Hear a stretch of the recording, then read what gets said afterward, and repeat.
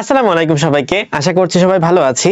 আজকে আমরা মেডিকেল ফিজিক্সের অন্যতম গুরুত্বপূর্ণ একটা চ্যাপ্টার, সেটা হচ্ছে আমাদের physics first year chapter 9, that is তরঙ্গ। এই চ্যাপ্টারটা সম্পর্কে আলোচনা করব এবং এই চ্যাপ্টারটা অনেকাংশেই থিওরি বেসড।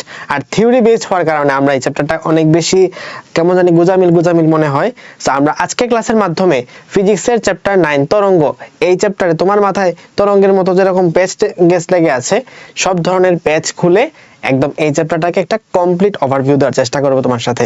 সো এই ক্লাসের মাধ্যমে আমরা এই চ্যাপ্টারের যত থিওরি আছে, যেটা তোমার পরীক্ষায় হতে পারে, যে তোমার পরীক্ষায় হয়তো কনফিউজ করতে পারে, হতে পারে অনেক মেমোরাইজিং ইনফো আছে যেটা তোমার মনে রাখতে অসুবিধা হতে পারে, সবকিছুর একটা কমপ্লিট সলিউশন থাকছে আজকে ক্লাসের মাধ্যমে।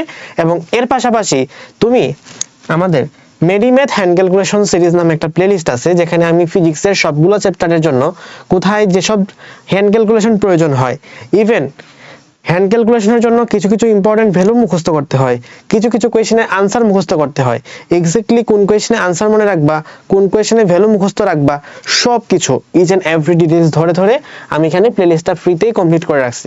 তো তোমরা চাইলে আমার এই ফ্রি প্লেলিস্টটা দেখতে পারো, মেডিম্যাথ হ্যান্ড ক্যালকুলেশন সিরিজ এটা লিখে সার্চ দিলে তোমরা পেয়ে যাবা। ওকে, আর আমাদের চ্যানেলের মধ্যে আসলে পাবা। সো এখানে হচ্ছে আমাদের তরঙ্গ অধ্যায়ের যে ক্লাসটা আছে, সেই ক্লাসটা এখানে দেওয়া আছে এবং এর মাধ্যমে এখানে হ্যান্ড ক্যালকুলেশনের যতটুকু কাজ আছে সেটা আমি এখান থেকে সলভ করে দিছি। সো আমরা হচ্ছে আজকে ক্লাসের মাধ্যমে বেসিক্যালি থিওরিটা কভার করব এবং ম্যাথমেটিক্যাল যে পোর্শনটুকু আছে সেটা ওই ক্লাসের মধ্যে থাকবে। আর সাধারণত একটা সুখবর হচ্ছে, মেডিকেল ভর্তি পরীক্ষায় এই যে আমাদের তরঙ্গ চ্যাপ্টারটা আছে, এই চ্যাপ্টারটা থেকে ম্যাথমেটিক্যাল কোয়েশ্চেন কম আসে, বরং থিওরি বেসড কোয়েশ্চেনই বেশি আসে। ইভেন এইচএসসি পরীক্ষাতেও এই চ্যাপ্টারে আসলে থিওরির উপর একটা প্রাধান্য দেওয়া হয়। সো অবশ্যই মেডিকেল ভর্তি পরীক্ষায় তো থিওরি থেকে আসবেই। সো আমরা কথা না বাড়িয়ে অধ্যায়টা শুরু করতে পারি। আমরা এই অধ্যায়ে অনেক কোয়েশ্চেন পাবো, যেসব কোয়েশ্চেন হয়তো আমার কাছে অনেক কনফিউজিং লাগতে পারে।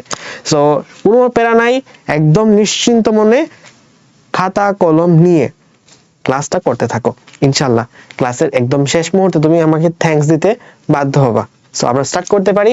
আমাদের প্রথমে আছে তরঙ্গ। যেহেতু চ্যাপ্টারটার নামই তরঙ্গ, আমাদের আগে জানার দরকার যে তরঙ্গ বলতে এক্স্যাক্টলি বোঝায়টা কি। তরঙ্গ বলতে এক্স্যাক্টলি কি বোঝায়? দেখো, এখানে আমি দুইটা কথা লিখে রাখছি এবং দুইটা কথাই তোমার পরীক্ষার জন্য ইম্পর্টেন্ট, এই জন্যই লিখে রাখছি যে তরঙ্গ বলতে বোঝায় যখন মাধ্যমের কণার কোনো সঞ্চালন না ঘটে বা মাধ্যমের কণার কোনো স্থানান্তর না ঘটে, শক্তির সঞ্চালন ঘটে, তখন সেটাকে আমরা তরঙ্গ বলতে পারি। যেমন ধরো, তুমি যখন ক্লাস 9-10-এ প্রথমবার তরঙ্গ সম্পর্কে জানা শুরু করছিলা, তখন এই এক্সাম্পলটা দিয়ে জানা তোমার শুরু হয়েছিল যে তুমি একটা পুকুরের মধ্যে একটা ঢিল ছুঁড়ে মারছো এবং ঢিল ছোড়ার কারণে পুকুরের পানিতে দেখা গেল বেশ কিছু ওয়েভ তৈরি হয়েছে। আমরা যেগুলা তখন ওয়েভ হিসাবে দেখতে পাচ্ছিলাম, এটা ছিল ওয়েভের তরঙ্গ মুখ। ওকে, আমরা ধরো এখানে হচ্ছে পানির একটা তরঙ্গ সৃষ্টি হয়েছে, তারপর এটা হচ্ছে এখান থেকে ছড়ায় যাচ্ছে, যা আমরা দেখতে পাচ্ছিলাম বা আমাদের পুকুরে, আমরা আশা করি তোমাদের এই এক্সপিরিয়েন্স তো অ্যাটলিস্ট হয়েছে, পুকুরের মধ্যে একটা ঢিল ছোড়া। এই এক্সপিরিয়েন্স আশা করি জীবনে কারো না কারোর তো মানে সবার না একবার হলেও তো হয়েছে। সো এই যে আমরা যেটা দেখতে পাইতাম, সেটা আসলে তরঙ্গের তরঙ্গ মুখটা। ওকে, তো আমরা তরঙ্গের মধ্য দিয়ে বেসিক্যালি কোনো কণার সঞ্চালন ঘটাই না, শক্তির সঞ্চালন ঘটিয়ে থাকি। আশা করি বুঝতে পারছো। সো তরঙ্গ থেকে একটা গুরুত্বপূর্ণ কথা হচ্ছে, আমরা সাইন তরঙ্গ কখন বলে থাকি? সাইন তরঙ্গ আমরা তখনই বলে থাকি যখন এই যে আমাদের কণাগুলো আছে, কণাগুলো এসএইচএম মুভমেন্ট করে। কণাগুলো যদি এসএইচএম মুভমেন্ট করে, অর্থাৎ সিম্পল হারমোনিক মোশন, সরল স্পন্দন গতি, এটা যদি কণাগুলো করতে থাকে, তখন আমরা সেটাকে সাইন তরঙ্গ বলে থাকি। আশা করি বুঝতে পারছি। এবার আসি, আমরা যেহেতু তরঙ্গ পড়তেছি, তো তরঙ্গের বেসিক কিছু জিনিস সম্পর্কে আমাদের জানা উচিত। তার মধ্যে একটা হচ্ছে ওয়েভ লেংথ, অর্থাৎ তরঙ্গ দৈর্ঘ্য। ওকে, তরঙ্গ দৈর্ঘ্যের এখানে আমি অনেকগুলা সংজ্ঞা লিখে রাখছি। এখানে প্রত্যেকটা লাইন একই লাইন, বুঝছো? প্রত্যেকটা লাইন দিয়ে সেম জিনিসই বুঝাইছে, কিন্তু কথাগুলা কিন্তু একটু অন্যরকম মনে হইতেছে, তাই না? তো এটা যদি আমাদের একটা তরঙ্গ হয়, মানে এই ধরো আমি এখান থেকে একটা ওয়েভ আঁকলাম, খুবই বাজে আঁকছি, যাই হোক, এখন যেটা আমি আঁকছি আর কি খুব বেশি ভালো হয় নাই। এখন এখান থেকে দেখো, আমরা প্রত্যেকটা লাইন পড়ি এবং এখান থেকে বোঝার চেষ্টা করি। দুইটা পরপর শীর্ষের মধ্যবর্তী দূরত্ব, ধরো এটা একটা শীর্ষ, এটা আরেকটা শীর্ষ, তো দুইটার মধ্যবর্তী যে দূরত্ব, সেটাকে আমরা তরঙ্গ দৈর্ঘ্য বলতে পারি। দুইটা পরপর খাদের মধ্যবর্তী দূরত্ব, তো এখানে খাদ বলতে আমরা বুঝাইতেছি এটা এবং এটা হচ্ছে আমাদের খাদ। ওকে, নেক্সট হচ্ছে আমাদের তরঙ্গের এমন দুটি বিন্দুর মধ্যবর্তী দূরত্ব যাদের দশা সেম, যেমন এটার দশা যা, এটার দশা কিন্তু তাই, এটার দশা যা, এটার দশা কিন্তু তাই। তারপরে তরঙ্গের এক পূর্ণ চক্রের দৈর্ঘ্য, যেমন ধরো এখান থেকে যদি স্টার্ট করি, ফুল একটা চক্র কমপ্লিট হয় এখানে আইসা, অথবা এখান থেকে যদি স্টার্ট করি তাহলে ফুল একটা কমপ্লিট তরঙ্গ কমপ্লিট হয় ওইখানে যে। তার মানে তরঙ্গের এমন দুটি মধ্যবর্তী দূরত্ব যাদের দশা সেম, এটা তো বললাম, এটাই হচ্ছে আমরা বেসিক্যালি এইচএসসি পরীক্ষার জন্য লিখতাম তরঙ্গের এক পূর্ণ চক্রের দৈর্ঘ্য, এটাও ইতিমধ্যে আমি ডিসক্রাইব করছি। তারপরে যাও তরঙ্গ এক পর্যায়কাল সময় যতটুকু দূরত্ব অতিক্রম করে, তা আমরা তো এটাই জানি তরঙ্গ একটা তরঙ্গ দৈর্ঘ্য পাস করার জন্য যে টাইম লাগে সেটা কি বলা হয় পর্যায়কাল। সেখানে জাস্ট কথাটা একটু ঘুরাই বললো আর কি, পর্যায়কালের সংজ্ঞা থেকে নিয়ে আসছে। তারপরে একই সময়ে সমদশা সম্পন্ন দুটি নিকটতম কণার মধ্যবর্তী দূরত্ব, যেমন ধরো এখানে আছে এটা, আবার এখানে আছে কোনটা, এখানে আছে এটা, দুটা কিন্তু সমদশাতেই আছে, তাহলে এটাও হওয়া পসিবল, এটাও হওয়া পসিবল।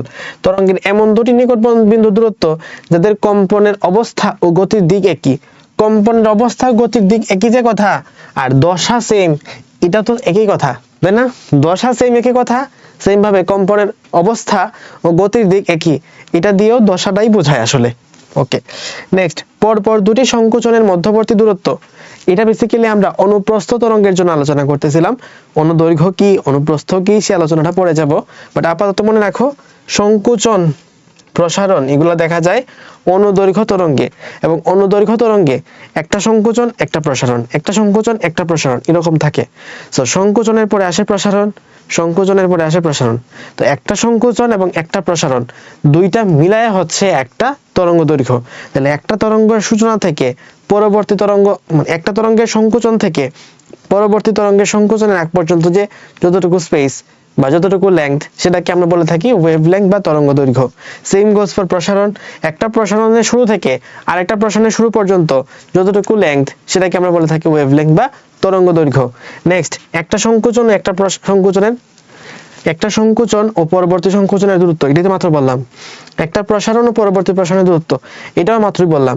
সো এটা বেসিক্যালি অনুদৈর্ঘ্য তরঙ্গের জন্য বলা হয়েছে, আগের গুলা সব অনুপ্রস্থ তরঙ্গের জন্য বলা হয়েছে। ওকে, আশা করি বুঝতে পারছি। নেক্সটে আসো, এখানে তরঙ্গ বেগ সম্পর্কে বলা আছে। তরঙ্গ বেগ বলতে আমরা কি বোঝায় থাকি, অলওয়েজ বেগ মানে কি দূরত্ব বাই সময়, তাহলে একক সময় যতটুকু দূরত্ব অতিক্রম করে তাকে বলা হয় তরঙ্গ বেগ, একক সময়ে যতটুকু দূরত্ব অতিক্রম করে তাকে বলা হয় তরঙ্গ বেগ। তাহলে v is equals to f lambda আমরা এখান থেকে লিখতে পারি তরঙ্গ বেগের জন্য। এই সূত্র কিন্তু তুমি তোমার লাইফে প্রথমবার পড়তেছো না, অনেকবারই পড়ে আসছো তাই না, v is equals to f lambda। আচ্ছা, এটা বোঝার সময় আমি হচ্ছে তোমাকে একটু ভিজুয়ালাইজ করার চেষ্টা করাবো ক্লাসের মধ্যে মধ্যে। দেখো এটা কিন্তু একটা ওয়েভ অসিলেট করতেছে, ওয়েভটা অসিলেট করতেছে। তো এখানে হচ্ছে এই যে আমাদের, আচ্ছা এটা তো দেখা যাবে, এই যে ফর এক্সাম্পল এটা তো আটকানোর সুযোগ নাই, এই যে এটুক পর্যন্ত, এখানে কিন্তু এটার বিস্তারটা হলো এটুক, আমি যদি বিস্তারটাকে বাড়াই দেই তার মানে দেখো, আচ্ছা বিস্তারটা তো বাড়াইতে পারবো, হ্যাঁ এবার দেখো এটার বিস্তার কিন্তু আগে এটুক ছিল এখন এটুক হয়ে গেছে তাই না, এখন কিন্তু এটুক হয়ে গেছে, এখন কিন্তু বিস্তার বাড়াই দিচ্ছি। সো বিস্তার বাড়ানো মানে কি, এটা হচ্ছে আমাদের যে সাম্যাবস্থা, সাম্যাবস্থা এই সাম্যাবস্থা থেকে দূরত্বটাই হলো বিস্তার। সো একটা আইডিয়া তুমি পাইলা। ইতিমধ্যে আমরা ক্লাসের মধ্যে তরঙ্গ দৈর্ঘ্য সম্পর্কে জানছি, তরঙ্গ বেগ সম্পর্কে জানছি, এবার বিস্তার সম্পর্কেও জানলাম। বিস্তার মানে কি, সাম্যাবস্থা থেকে দূরত্বকে বলা হয় বিস্তার। আচ্ছা, এটা আইডিয়া পাইলাম। এবার ধরো ফ্রিকোয়েন্সি রাখছিলাম আগে 1.37 হার্টজ, তাহলে ফ্রিকোয়েন্সির একক কি, ফ্রিকোয়েন্সির একক হচ্ছে হার্টজ। ওকে, আর হার্টজকে আমরা পার সেকেন্ড হিসেবেও লিখতে পারি। তো ফ্রিকোয়েন্সিটা দেখো আমি বাড়াই দিলাম, এবার দেখো কি হইতাছে, ফ্রিকোয়েন্সি বাড়াই দিছি, ফ্রিকোয়েন্সি কমাই দিই, খুবই আস্তে আস্তে একটা তরঙ্গ দৈর্ঘ্য তৈরি হইতেছে। তার মানে ফ্রিকোয়েন্সি বলতে আমরা কি বোঝাই থাকি, একক সময়ে যতটুকু তরঙ্গ দৈর্ঘ্য ক্রিয়েট হইতেছে, সরি একক সময় তরঙ্গ দৈর্ঘ্য না, পার সেকেন্ড, তো একক সময়ে কতটা তরঙ্গ তৈরি হইতেছে, একক সময়ে কতটা তরঙ্গ তৈরি হইতেছে। তার মানে যদি আমার এখানে আমি যদি ফ্রিকোয়েন্সি বাড়াই দিই তার মানে একক সময়ে বেশি পরিমাণে তরঙ্গ তৈরি হচ্ছে, আমি যদি ফ্রিকোয়েন্সি কমাই দেই তার মানে একক সময়ে কমাই দেই যদি, তাহলে একক সময়ে কম পরিমাণে তরঙ্গ সৃষ্টি হচ্ছে। আশা করি আমরা এটা বুঝতে পারছি। ওকে ফাইন, তো আমরা আমাদের আলোচনায় চলে আসি। আবার তরঙ্গ বেগ পড়তেছিলাম। দেখো v = f ল্যামডা লেখা যায়, কোনো অসুবিধা নাই, কিন্তু আমরা আরো বেশি কিছু জানি। যেমন v = আমরা f বাই f এর জায়গায় f থাকুক ল্যামডা বাই টি লিখতে পারি না? কারণ আমরা তো এটা জানি যে f = 1/t, জানি না? f = 1/t, ইয়েস আমরা জানি, কারণ f মানে হচ্ছে কম্পাঙ্ক আর t মানে হলো সময়। তাহলে আমরা এখান থেকে এটা বলতে পারি। গেল। এরপরে যাব আমরা v = λ/t লিখছিলাম। এবার এখানে আসো, v = f ল্যামডা। এই ইকুয়েশন থেকে আমরা আরো বেশ কিছু জানার জিনিস রয়ে গেছে। তার মধ্যে খুবই গুরুত্বপূর্ণ যে জিনিসটা, সেটা হলো এই যে আমাদের v, এই ভিটা ডিপেন্ড করতেছে মাধ্যমের উপর। এই ভিটা ডিপেন্ড করতেছে কিসের উপর? মাধ্যমের উপর। তাহলে মাধ্যম কই গেল? মাধ্যম যদি সেম থাকে তাহলে ভিটাও তোমার সেম থাকবে। তাহলে ভিটা ডিপেন্ড করতেছে মাধ্যমের উপরে, ভিটা ডিপেন্ড করতেছে মাধ্যমের উপরে, আর উৎসের উপর ডিপেন্ড করতেছে এফ। তাহলে এফ ডিপেন্ড করতেছে কিসের উপর? উৎসের উপর। আর ভি ডিপেন্ড করতেছে কিসের উপর? মাধ্যমের উপর। তাহলে ভি ডিপেন্ড করে মাধ্যমের উপর, এফ ডিপেন্ড করে উৎসের উপর। ডান ডান। এবার আসো, আমরা ভি এবং এফ এর কথা বললাম, ল্যামডার কথা কি বলবো? ভির যে কথা ল্যামডার একই কথা, ভির ক্ষেত্রে যে কথা ছিল ল্যামডার ক্ষেত্রে একই কথা, অর্থাৎ ল্যামডাটাও ডিপেন্ড করতেছে মাধ্যমের উপরেই। তাহলে ভি ডিপেন্ড করতেছে মাধ্যম, এফ ডিপেন্ড করতেছে উৎস, এবং ল্যামডা ডিপেন্ড করতেছে বেসিক্যালি মাধ্যমের উপরে। এখানে একটা ইনফো দেয়া আছে, ইনফোটা তুমি এখানে মুখস্থ করবা যে বেগটা নির্ভর করে নির্দিষ্ট মাধ্যমে কার উপর? মাধ্যমের স্থিতিস্থাপকতার উপর। আমরা তো বলতেছি মাধ্যমের উপর ডিপেন্ড করতেছে, বাট মাধ্যমের কোনটার উপর? মাধ্যমের স্থিতিস্থাপকতার উপর ডিপেন্ড করতেছে। তরঙ্গের বেগ সুষম হলেও তরঙ্গের উপস্থিত কণার বেগ পরিবর্তনশীল। তাহলে এই কথাটা মাথায় রাখবা যে কোন একটা তরঙ্গের বেগ কেমন হয়? সুষম হয়, কিন্তু তরঙ্গের মধ্যে থাকা যে কণা আছে, কণার বেগ কিন্তু পরিবর্তনশীল হইতে পারে। ওকে, আচ্ছা, উপস্থিত কণার এটা লাগবে না, পরেরটা তো পারবাই। আমরা ইতিমধ্যে পড়ছি যে কণার যে তরঙ্গের যে কণাগুলো আছে, কণাগুলো কি করে? এসএচএম করে থাকে, মাত্রই বলে ফেলছি। ওকে, তাহলে আমরা এতক্ষণ পর্যন্ত কি কি পড়লাম? প্রথমত তরঙ্গের ডেফিনেশন জানলাম, তরঙ্গের ডেফিনেশনের পাশাপাশি তারপর তরঙ্গে থেকে আমরা তরঙ্গের বেশ কিছু ইম্পর্টেন্ট ফিচার সম্পর্কে জানছি, কি কি থাকতে পারে। যেমন এখানে আমরা বিস্তার পড়ছি, তরঙ্গ বেগ পড়ছি, কম্পাঙ্ক পড়ছি এবং তরঙ্গ দৈর্ঘ্য পড়ছি। ফাইন, আমরা এই যে আমরা v = f ল্যামডা পড়ছি, v = λ/t পড়ছি, আমরা আরো একটা ইকুয়েশন জানা উচিত, সেটা হচ্ছে v is proportional to √t কে। কথা হলো ভাই এই জিনিসটা আবার কই ছিল? এটা তো কোথাও পড়ি নাই। এই ভিটা হচ্ছে শব্দের বেগ, ঠিক আছে? এই ভিটা কিসের বেগ? শব্দের বেগ। শব্দ সম্পর্কে আমরা আবার পড়বো একটু পরে। তো শব্দের বেগ কত? v is proportional to √t কে, অর্থাৎ কেলভিন তাপমাত্রার যে কেলভিন স্কেলে যে তাপমাত্রা আছে সেই তাপমাত্রার বর্গমূলের সমানুপাতিকটা কি? এই শব্দের বেগটা। ঠিক আছে, তাহলে শব্দের বেগের সাথে সম্পর্কটা আমরা আশা করি বুঝতে পারছি। দেখো এইটির সাথে আবার এইটি প্যাচ লাগাই দিও না। এইটি মানে কিন্তু তাপমাত্রা না, এইটি মানে কিন্তু সময়, পর্যায়কাল। আর এইটি মানে কিন্তু তাপমাত্রা, দুইটার মধ্যে প্যাচ লাগাইলে শেষ। নেক্সট, এখানে একটা কোয়েশ্চেন দেওয়া আছে, আমরা কোয়েশ্চেনটা সলভ করার চেষ্টা করি। একটা তরঙ্গ 200টা পূর্ণ কম্পন সম্পন্ন করছে। তাহলে কম্পন সম্পন্ন করছে কয়টা? 200টা। তারপরে যাও 8 মিটার দূরত্ব, তাহলে ল্যামডা কত? 8 মিটার দূরত্ব। তারপরে যাও 0.25 সেকেন্ড, তার মানে 0.25 সেকেন্ড বলতে কি বোঝায়? দেখো 200টা পূর্ণ কম্পন সম্পন্ন করে এতটুকু দূরত্ব এত সেকেন্ড অতিক্রম করলে তরঙ্গ দৈর্ঘ্য কত? আচ্ছা, 200টা কম্পন সম্পন্ন করার মাধ্যমে সে 8 মিটার দূরত্ব গেছে। তাহলে একটা কম্পন সম্পন্ন করতে যতটুকু দূরত্ব যায় সেটাই তো তরঙ্গ দৈর্ঘ্য। একটা কম্পনের জন্য যতটুকু লেংথ সেটাই তো ওয়েভ লেংথ। তাহলে 200টার জন্য যদি 8 মিটার হয়, তাহলে একটার জন্য হবে 8/200। 8/200, তারপর এটা বের করে ফেলা যাবে। যেমন আমরা এখন কেমনে বের করতে পারি, প্রথমত আমি যেটা করব সেটা হলো 2 দিয়ে কাটবো 8 রে, পাওয়া গেল 4। তো 4 এর জায়গায় 4 রাখলাম, এখানে আছে 100, আমি 100 কে tan ইনভার্স 2 লিখতে পারি, তাহলে tan ইনভার্স 2 এত মিটার অথবা 4 সেন্টিমিটার। শেষ, ডান, কাহিনী খতম। এরপরে যাও, আমরা এবার তরঙ্গকে বিভিন্ন ভাগে ক্লাসিফিকেশন করতে পারি। 4 ধরনের ক্লাসিফিকেশন করে থাকি। তো ফার্স্ট অফ অল আমাদের যেটা সবচেয়ে ইম্পর্টেন্ট সেটা হলো অনুপ্রস্থ বা আর তরঙ্গ এবং অনুদৈর্ঘ্য বা লম্বিক তরঙ্গ। এটা খুবই খুবই ইম্পর্টেন্ট, এবং আমি তোমাকে এটা গ্যারান্টি দিয়ে বলতে পারি এটলিস্ট এই আলোচনায় তোমরা এটা স্কিপ করো না, একটা নতুন জিনিস হলো শিখবা। সেটা পরে বলতেছি, আগে হলো এটা ডেফিনেশন বলি। অনুপ্রস্থ তরঙ্গ এটা যখন মুভ করে, এটা মানে শক্তি প্রবাহের যে দিক সেটা মাধ্যমের কণাগুলোর সাথে সমকোণে থাকে। মেইন কথা হচ্ছে এখানে সমকোণ, এই সমকোণ কথাটা মার্ক করবা, এবং পরীক্ষার জন্য তোমার লাগবে এটাই। মানুষ যেটাতে কনফিউজ হয়, ভাই এখানে দেওয়া আছে লম্ব সমকোণ, ওটার মধ্যে কেমনে হয়, জীবনও হবে না, এটার মধ্যে আনেন সমকোণ। এটাই হচ্ছে তোমার প্যাচ। এটা কিন্তু সমকোণে থাকে, এটা সমকোণে থাকে না, এটা থাকে সমান্তরালে। এটা খুবই গুরুত্বপূর্ণ একটা কথা, এবং পরীক্ষার সময় এটা তোমার অনেকবার ভোগাবে। সো এটা মাথার মধ্যে অবশ্যই অবশ্যই খেয়াল রাখতে হবে। ওকে, সমকোণের কথাটা গেল, এখানে সমান্তরালের কথাই গেল। এবার আসো সমবর্তনের কথায়। সমবর্তন দেখা যায় কোথায়, এটা খুবই গুরুত্বপূর্ণ, খুবই গুরুত্বপূর্ণ, খুবই গুরুত্বপূর্ণ। বেসিক্যালি এটা আসে হলো অধ্যায় 7 থেকে, বাট এখান থেকে তো রিলেটেড। তো সমবর্তন দেখা যায় অনুপ্রস্থ তরঙ্গে, কিন্তু অনুদৈর্ঘ্য তরঙ্গে সমবর্তন দেখা যায় না ভাইয়া, সমবর্তন দেখা যায় না।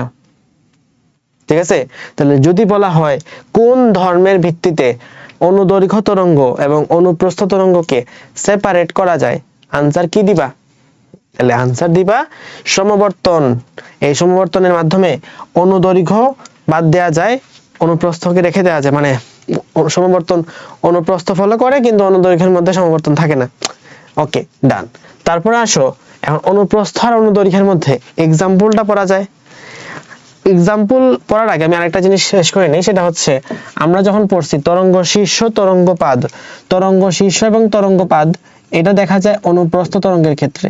তাহলে তরঙ্গ শীর্ষ এবং তরঙ্গপাদ এইটা দেখা যায় অনুপ্রস্থ তরঙ্গে। লাইক এটা ছিল তরঙ্গ শীর্ষ, এটা তরঙ্গপাদ। ওকে, আচ্ছা, এদিকে আছে তোমার কাছে এই যে অনুদৈর্ঘ্য তরঙ্গ। এখানে কাইন্ড অফ এটা এরকম, এখানে হচ্ছে প্রসারণ ছিল, তারপর এখানে সংকুচন, টানা, সংকুচন, আবার প্রসারণ, আবার সংকুচন। ওকে, আরো অনেকগুলা সংকুচন মানে দিলাম আর কি এরকম। তাহলে একবার সংকুচন একবার প্রসারণ, একবার সংকুচন একবার প্রসারণ, এরকম এই কাহিনীটা হচ্ছে অনুদৈর্ঘ্য তরঙ্গের ক্ষেত্রে হয়ে থাকে। তো এখান থেকে বলা যায় যে এখানে তরঙ্গ শীর্ষ তরঙ্গপাত দেখা যায়, আর অনুদৈর্ঘ্য তরঙ্গের ক্ষেত্রে সংকুচন প্রসারণ দেখা যায়। কি দেখা যায়? সংকুচন প্রসারণ দেখা যায়। এবার আসো এক্সাম্পলের ক্ষেত্রে, তুমি মনে রাখবা আল্লাহর দুনিয়ায় যত সৃষ্টি হয়েছে সব সৃষ্টির ক্ষেত্রে তরঙ্গ হচ্ছে অনুপ্রস্থ তরঙ্গ, এক্সেপ্ট কি, এক্সেপ্ট হচ্ছে 3টা জিনিস, তার মধ্যে তুমি জানো হচ্ছে 2টা জিনিস, আর একটা জিনিস আমি বলবো। তো একটা হচ্ছে কি, একটা হচ্ছে যে কোনো ধরনের শব্দ তরঙ্গ মানেই হচ্ছে সেটা অনুদৈর্ঘ্য তরঙ্গ। ঠিক আছে, তারপরে যাও নেক্সট, স্প্রিং এর তরঙ্গ মানে সেটা অনুদৈর্ঘ্য তরঙ্গ। আর আরেকটা যেটা জানতাম না সেটা হচ্ছে কেঁচোর চলন।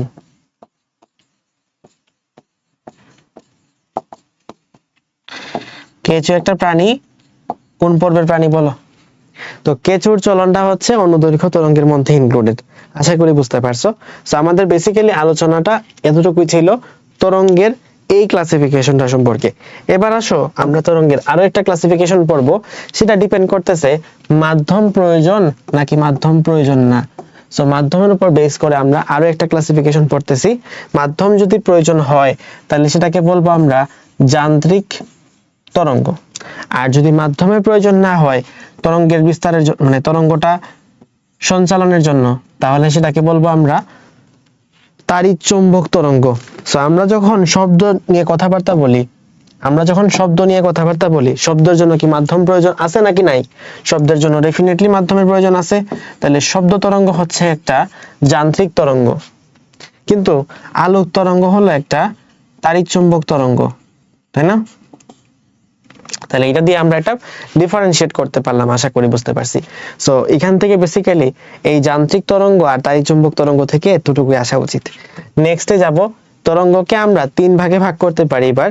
শক্তি প্রবাহের মানে যে কি বলা যায় দিক, এটা ওয়ান ডাইমেনশনাল হইতে পারে, টু ডাইমেনশনাল হইতে পারে, থ্রি ডাইমেনশনাল হইতে পারে, অর্থাৎ একমাত্রিক, দ্বিমাত্রিক এবং ত্রিমাত্রিক তিন ভাগে ভাগ করতে পারি। এখানে আছে 1D হিসাবে সুতা, ওয়ান ডাইমেনশনাল, টু ডাইমেনশনাল হিসেবে আছে পানি, এবং থ্রি ডাইমেনশনাল হিসেবে আছে আলো শব্দ। বেশিরভাগ ক্ষেত্রেই সাধারণত এটা 3D হয়ে থাকে। তো সুতা হচ্ছে যেহেতু একটাই দৈর্ঘ্য শুধুমাত্র আছে, সুতরাং সেটা হবে কি, সেটা হবে সুতা 1D। আর পানি তো আসলে একটা সারফেসের মধ্যে থাকে, তাই না? একটা সারফেসের মধ্যে প্রবাহিত হয়, বা একটা সারফেসের মধ্যে আমরা এই পানির তরঙ্গটা দেখতে পারি। সো পানিটা হচ্ছে টু ডাইমেনশনাল।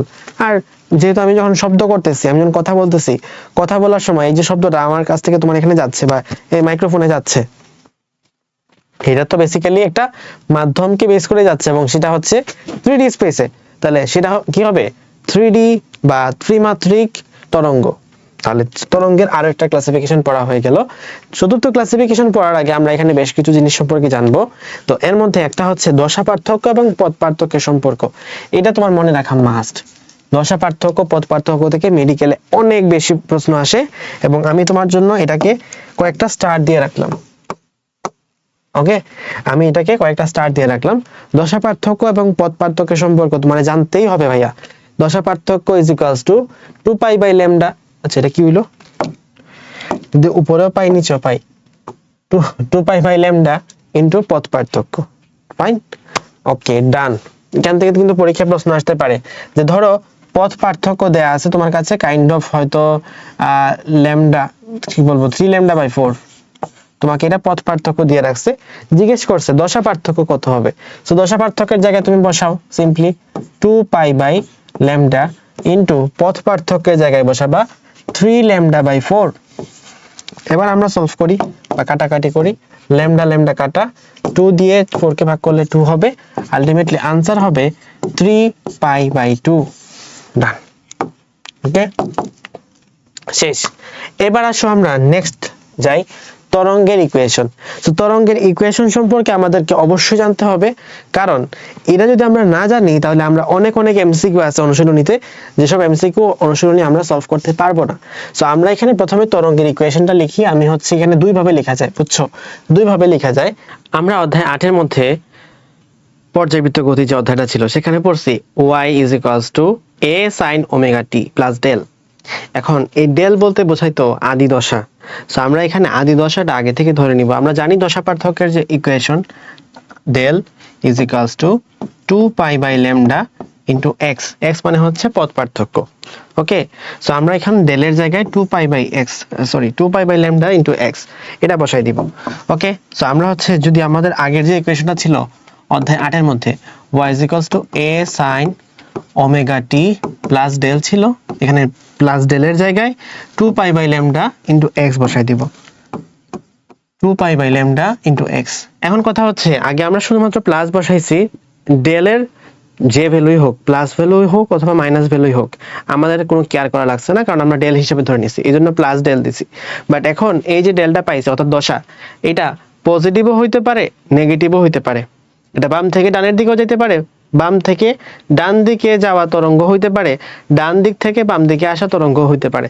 সো আমরা এখানে আমাদের সুবিধার্থে প্লাস মাইনাস দিয়ে রাখলাম, যেন যে দিক দিয়ে আসুক না কেন, দশাটা যে দিক থেকে আসুক সেই দিক থেকে, লাইক ধরো এদিকে যাচ্ছে এই তরঙ্গ, মানে এই তরঙ্গের এই জায়গাটা, এই স্টেজটার মধ্যে যে দশাটা আছে, এই দশাটা আর এই দশাটা দুটা কি সেম, অথবা ধরো এটা তো এদিক থেকে এদিকে যাচ্ছে আর এটা ধরো এদিক থেকে এদিকে আসতেছে, সো এটার যে এদিকে এখানে যে দশাটা আছে দুটা কি সেম, যদিও তুমি দেখতে পারতেছো এটা একই অবস্থানে আছে, অবস্থান হয়তো সেম কিন্তু ডিরেকশন তো সেম না, দ্যাটস ওয়াই দুইটার দশাটা একটা পজিটিভ হবে একটা নেগেটিভ হবে। সো আমরা এখানে প্লাস মাইনাস দুইটাই ধরে নিলাম। এখন আসো আমরা পরের লাইনে লিখি বেশিরভাগ ক্ষেত্রে কোনটা ঘটে, বেশিরভাগ ক্ষেত্রে আসলে মাইনাসটাই ঘটে, তাহলে omega T minus 2 pi by lambda into x। Okay, একটু পর্যন্ত লিখতে পারছি। এটা আমি হচ্ছে এখানে একটা মার্ক করে রাখলাম, কারণ এটা আমাদের পরীক্ষায় অনেক সময় কাজে লাগবে। ওকে, এরপরের লাইনে যদি যাইতে চাই y is equals to a sin ওমেগার জায়গায় কি লেখা যায় 2 পাই f অথবা 2 pi by t।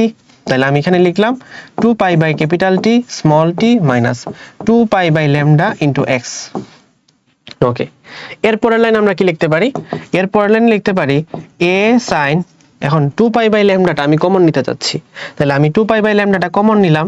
2 pi by lambda, এখানে যেহেতু আমি এখানে ল্যামডা ছিল না, সুতরাং অবশ্যই উপরে একটা ল্যামডা দিতে হবে, নিচে capital T small t minus x। এটুকু তো বুঝতেছি, এটা একদম কমন, সিম্পল কমন নেওয়া। এরপরের লাইনে a sin 2 pi by lambda, আমরা জানি ল্যামডা f অথবা ল্যামডা t মানে কি v is equals to f lambda পড়ছি না, আবার f মানে 1 বাই t, তার মানে ল্যামডা বাই t মানে হচ্ছে v। তাহলে আমরা এই লাইনে লিখতে পারি vt মাইনাস x। ওকে, সো এটা হচ্ছে আমরা আরো একটা ইকুয়েশন পেয়ে গেলাম, এবং এইসব ইকুয়েশন কিন্তু পরীক্ষায় আমাদের কাজে লাগবে। সো ফার্স্ট লাইনটা অবশ্যই মনে রাখতে হবে, এইটা তুমি মনে রাখতেও পারো না রাখতে পারো, আমি তোমাকে সাজেস্ট করব তুমি এটা মনে রাখো। আচ্ছা, দুইটা লাইন পাইলাম। এরপরে তুমি আসো, আমরা আরো একটা ইকুয়েশন বের করব। আমরা একটু আগে পড়ছি, এই লাইনটাতে আসলাম আর কি। এটা ধরো 1 নম্বর সমীকরণ y is equals to a sin omega t minus 2 pi by lambda into x। Okay, আমরা ওমেগার জায়গায় কি লিখতে পারি 2 পাই f লিখতে পারি। ভাই এগুলা কেন লিখতেছেন? এগুলো তো আমি নাও লিখতে পারি, আমার তো দরকার নাই লেখার। পরীক্ষায় আসে, পরীক্ষায় তোমাকে এটা কম্পেয়ার করতে বলে, সেজন্য লিখতেছি, পরীক্ষায় যেটা লাগে ওটাই পড়াইতেছি। সো ওমেগার জায়গায় কি লাগবে, কি লিখবো 2 pi f t minus 2 pi by lambda into x। আচ্ছা, এবার আমরা 2 পাই f কে কমন নিই, a sin 2 পাই f, তাহলে t মাইনাস 2 পাই তো কমন নিয়ে নিছি অলরেডি, তাহলে এখানে থাকলো কি f যেহেতু কমন নিছি, তাহলে ল্যামডা f নিচে রাখতে হবে, উপরে দিলাম x। Okay, next line a sin 2 pi f, তাহলে t মাইনাস, আমরা জানি v is equals to f lambda, তাহলে এখানে v বসাই দেই, তাহলে x বাই v। আমরা আরো একটা ইকুয়েশন কিন্তু পেয়ে গেলাম। সো এইভাবে তুমি বেশ কিছু ইকুয়েশন পাবা, এবং এই ইকুয়েশনগুলোর সাথে বিভিন্ন ইকুয়েশন কম্পেয়ার করে তোমাকে আনসার করতে হবে। সো এটার জন্য তোমাকে আমি ক্লাসে প্র্যাকটিস কিছু করাই দেই।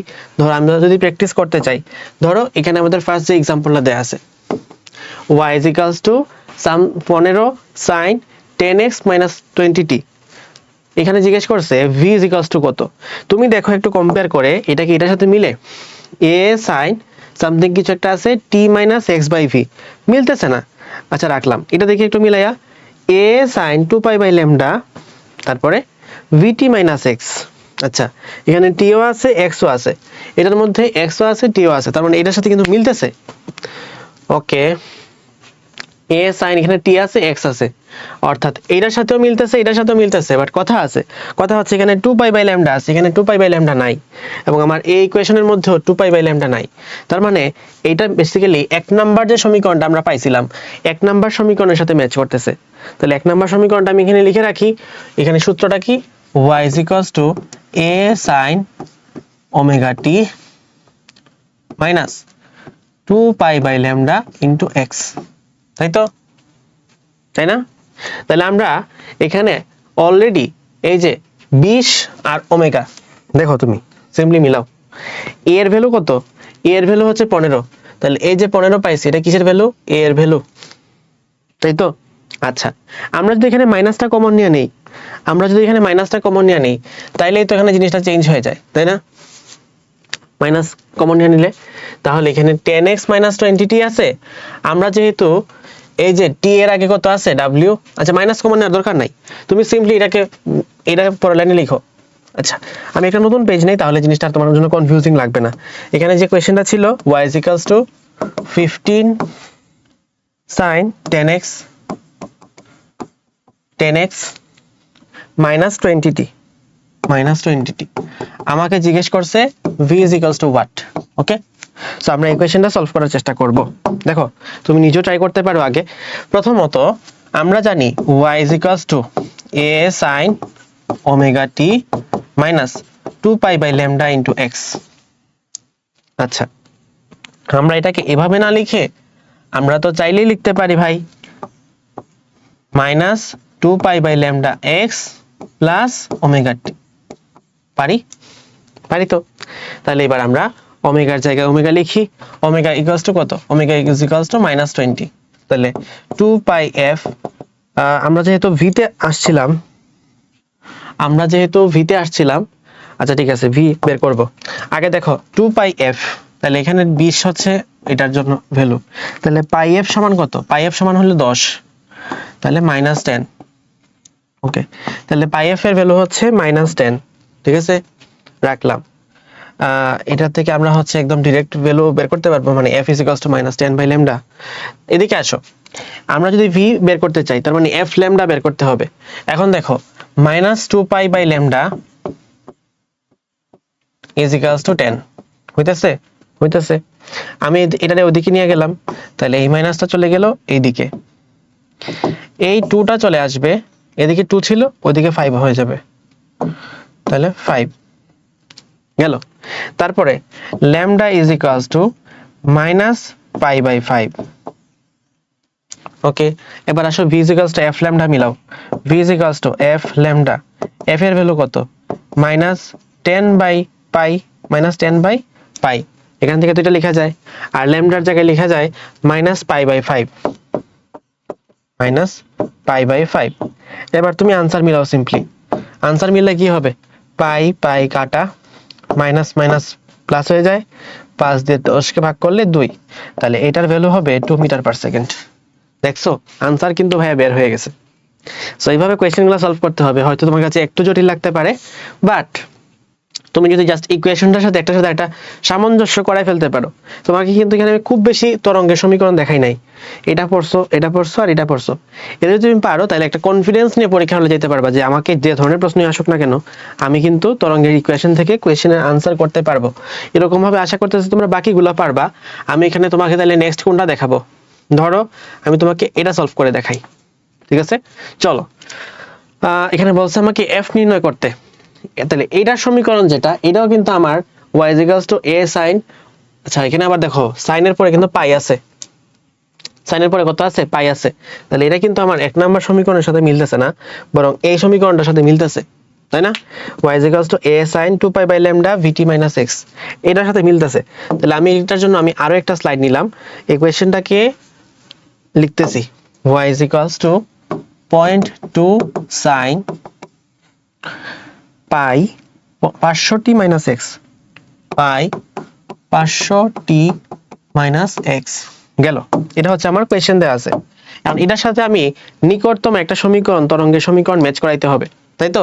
তাহলে নিকটতম একটা তরঙ্গের সমীকরণ ম্যাচ করাই, y is equals to a sin 2π/λ, দেখো এই যে আমরা এটা পড়ছিলাম এটার সাথে কিন্তু ম্যাচ করতেছে, তাহলে 2π/λ vt - x। দেখো আমরা এই ইকুয়েশন থেকে কিছু কি সামঞ্জস্য মানে কাছাকাছি মিলাইতে পারি কিনা দেখো। ফার্স্ট অফ অল এখানে যে আমার ভিটা দেওয়া আছে, এই ভি দেখে বুঝতে পারতেছি যে এখানে ভির ভ্যালু কত, ভির ভ্যালু কিন্তু 500, তাহলে V is equals to 500 metre per second ধরে নিলাম যেহেতু কিছু বলে নাই। এবার আসো এই যে পায়ের জায়গায়, এটা কিন্তু 2π/λ ছিল, 2π/λ জায়গায় আমি বসাইছি শুধু পাই, তার মানে কি 2π/λ যদি পাই হয় তার মানে পাই কাটা lambda is equals to 2, lambda তো 2 হওয়া উচিত, তাহলে আমি লিখলাম ল্যামডার জায়গায় 2 মিটার। এবার আসো আমরা জানি v is equals two f lambda, তাহলে f এর ভ্যালু হবে v/λ, v এর ভ্যালু 500, ল্যামডার ভ্যালু 2, আলটিমেটলি আনসার আসতেছে 250 হার্টজ। এটাই কিন্তু আনসার, মিলাইতে পারছো। সো আমরা কেন প্রথম সমীকরণ দিলাম না, কারণ এখানে পাই আছে, প্রথম সমীকরণে সাইনের পরে কোনো পাই ছিল না।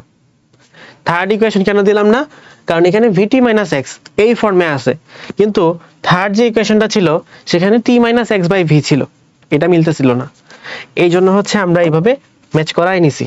ওকে আচ্ছা গেল। এবার তাহলে আমরা আশা করি তোমাদের জন্য আমরা দুইটা কোয়েশ্চেন সলভ করাই দিলাম, 1 নাম্বার এবং 2 নাম্বারটা, এই দুইটা হচ্ছে তোমাদের জন্য হোমওয়ার্ক। তোমরা এই ভিডিওর কমেন্টে অবশ্যই 3 নাম্বার এবং 4 নাম্বার যে কোয়েশ্চেনটা আছে সেটা আনসার করে দেখাবা, তাহলে আমি বুঝতে পারবো যে তোমরা আসলে এই সিস্টেমটা বা টেকনিকটা বুঝতে পারছো। আমরা বেসিক্যালি যখন মেডিকেলের ওরিয়েন্টেড ক্লাসগুলো করি, মানে মেডিকেল অ্যাডমিশন টেস্টের জন্য ভাইয়ারা সাধারণত এই ক্লাসগুলো কেউ পড়ায় না, মানে এই জিনিসটা আর কি, তরঙ্গের ইকুয়েশনটা কেউ পড়ায় না, এবং এই জন্য তোমাদের একটা ডাউট থাকে যে এই টাইপের কোয়েশন আসলে তো পারবো না। আশা করি আজকে ক্লাসের পর থেকে তোমরা সবাই তরঙ্গের ইকুয়েশন থেকে যে কোনো ধরনের কোয়েশন আসুক সেটা সলভ করে আসতে পারবা ইনশাআল্লাহ, আই হোপ। ওকে, তাহলে আমরা নেক্সট টপিকে যাই, সেটা হচ্ছে আমাদের তরঙ্গকে আমরা আরো দুই ভাগে ভাগ করতে পারি। একটা হচ্ছে অগ্রগামী বা চলমান তরঙ্গ, আর আরেকটা হলো স্থির তরঙ্গ। তাহলে একটা হলো অগ্রগামী বা চলমান তরঙ্গ, যেটা আমরা নর্মাল তরঙ্গ হিসেবে বুঝি। নর্মাল তরঙ্গ মানে কি, মানে সামনের দিকে আগায় যাচ্ছে। তো এটা হচ্ছে কোনো বিষয় না, একটু আগে আমরা এই ধরনের একটা তরঙ্গ দেখে আসছি। তাহলে এটা হচ্ছে অগ্রগামী বা চলমান তরঙ্গ, এবং এখানে তার ইকুয়েশনটা দেওয়া আছে y = a sin 2π/λ vt ± x। তুমি কিন্তু একটু আগে এই যে এখানেই পড়ছো, আমি তোমার এটাই জাস্ট সলভ করে আসছি, তাই না? y = a sin 2π/λ vt - x দেয়া আছে। -x কেন? কারণ আমরা এখানে মাইনাস ধরছি, এটা কিন্তু মাইনাস ধরে নিয়ে আসছি, ঠিক আছে? এটা প্লাসও হইতে পারতো যদি আমরা এখানে প্লাস ধরতাম। ওকে, তুমি পরীক্ষার জন্য যত কোয়েশ্চেন পাবা সবগুলোতে মাইনাসই পাবা। পরীক্ষার জন্য যদি কোনো ম্যাথ সলভ করতে হয় তাহলে এটা মাইনাস দিয়ে পাবা, এই জন্য তোমাকে আমি মাইনাস ধরে করাইছি, প্লাস ধরে হইতে পারতো। আচ্ছা, তাহলে এখানে আমরা ইকুয়েশনটা তার মানে আলাদা করে মনে রাখার কিছু নাই, অলরেডি তুমি এটা পড়েও ফেলছো, শেষ। এরপরে আসো, আচ্ছা এখানে যে তরঙ্গমুখের লম্ব বরাবর শক্তি বহন করে, জাস্ট তুমি এখানে মনে রাখো। আর অগ্রগামী তরঙ্গ বা চলমান তরঙ্গ, এটা সম্পর্কে তুমি আরেকটা আইডিয়া আশা করি এখন হয়ে গেছে যে কি হইলো না হইলো। এবার আসো স্থির তরঙ্গ, এই জিনিসটা একটু মজার একটা টপিক। এই স্থির তরঙ্গটা সৃষ্টি হয় বেসিক্যালি উপরিপাতনের কারণে। তো আমরা এবার প্রথমে উপরিপাতনটা একটু দেখাই নিব, এবং উপরিপাতন বলতে কি বোঝায়? ধরো আমার হাত হচ্ছে এটা, এবং আমার আরেকটা হাত হলো এটা। তো আমি যদি আমার দুই হাতকে একটার উপর আরেকটা ফেলি তাহলে উপরিপাতন করা হইলো। তরঙ্গের ক্ষেত্রে উপরিপাতন কিভাবে হইতে পারে, তো এটা দেখার জন্য আমি হচ্ছে একটা ভিডিও ওপেন করব। তো এটা হচ্ছে একটা ভিডিও, এই ভিডিওটা দেখলে আশা করি তোমরা স্থির তরঙ্গ সম্পর্কে একটা আইডিয়া পাবা। অনেক সময় মনে হয় যে স্থির তরঙ্গ যদি স্থির হয়ে থাকে তাহলে এটার ওয়েভ হলো কেমনে। তো চলো আমরা দেখি ভিডিওটা। তো এখানে হচ্ছে একটা কি বলা যায়, দাঁড়াও একটু আগাই। এই যে একটা ওয়েভ, এই ওয়েভটা হচ্ছে লেফট টু রাইট এদিকে মুভ করতেছে। আচ্ছা, তাহলে এটা হচ্ছে আমাদের লাল ওয়েভটা, রেড ওয়েভটা। এবার আসি, এবার দেখো আরেকটা গ্রিন ওয়েভ আসছে, যে গ্রিন ওয়েভটা ডান থেকে বাম দিকে যাচ্ছে। তাহলে রেড ওয়েভটা এদিক থেকে এদিকে যাচ্ছে, আর এই ওয়েভটা এদিক থেকে এদিকে আসতেছে। অর্থাৎ দুইটা বিপরীতমুখী ওয়েভ যখন একসাথে আরেকটার উপর আরেকটা উঠে, তখন একটা উপরিপাতন ঘটার সম্ভাবনা দেখা যায়। ধরো আমি যে কোনো একটা মোমেন্টে এটাকে স্টপ হয় না কেন? ওকে, ধরো এই যে আমি যে মোমেন্টটাতে স্টপ করাইলাম, এই মোমেন্টটার অবস্থা চিন্তা করো। এখন এই যে আমাদের এই গ্রিন ওয়েভটা আছে, গ্রিন ওয়েভটা এই পজিশনে আছে, অর্থাৎ এদিকে যাচ্ছে, আর রেড ওয়েভটা এদিকে যাচ্ছে। তার মানে এই যে আমার এই পজিশনটা আছে, এই পজিশনটাতে P1 এর এই যে বিন্দুটা আছে, P1 পয়েন্টটাতে, এটা নিচের দিকে যতটুকু যাচ্ছে উপরের দিকে ততটুকুই যাচ্ছে। এটা জাস্ট আমি একটা মানে এমন একটা পজিশনে এসে এটাকে স্টপ করাইলাম। এবার আমি একটু মুভ করাই এটাকে আরেকটু। এবার দেখো, দাঁড়াও আরেকটু কমাইলাম।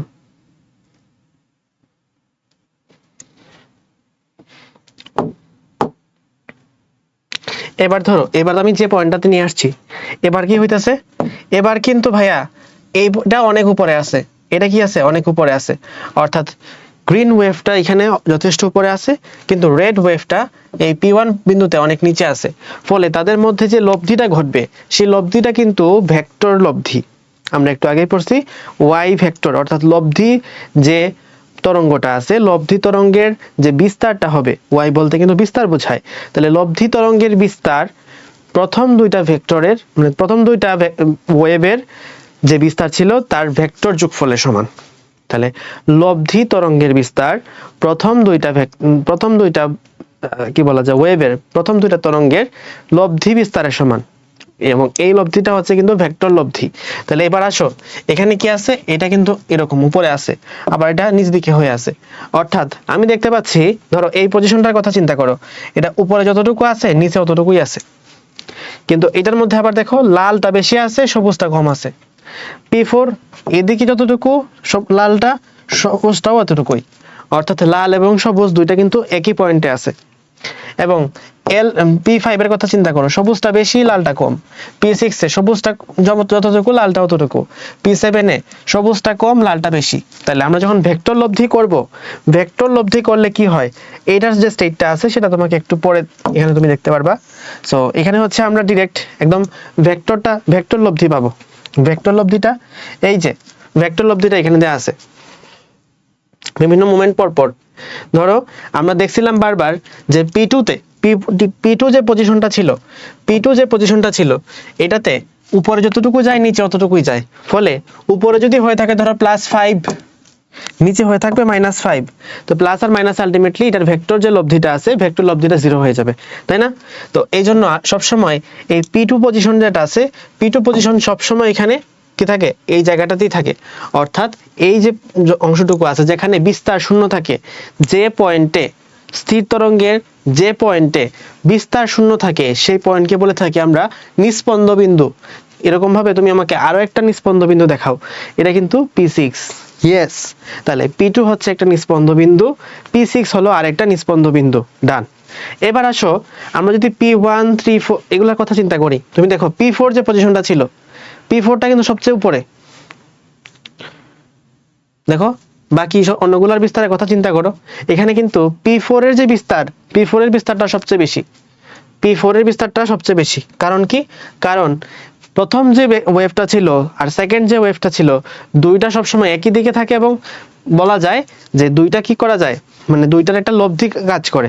অর্থাৎ যদি এরকম অবস্থা হয় যে ধরো এটা হচ্ছে আমার লব্ধি তরঙ্গের বিস্তার বা লব্ধি তরঙ্গের বিস্তার, y1 হলো প্রথম তরঙ্গের বিস্তার, y2 হলো দ্বিতীয় তরঙ্গের বিস্তার, এবং দুইটা যদি একই ডিরেকশনে থাকে তাহলে এই দুইটার যোগফলিত হবে আমার লব্ধি তরঙ্গের বিস্তার। P4 পজিশনটাতে এরকম অবস্থা দেখা যায় যে আমাদের গ্রিন ওয়েভ যেটা ছিল আর রেড ওয়েভ যেটা ছিল দুইটা একই পয়েন্টে একই সাথে কাজ করতেছে, দ্যাটস ওয়াই এটা কিন্তু বিস্তার পর্যন্ত পৌঁছাইতে পারে।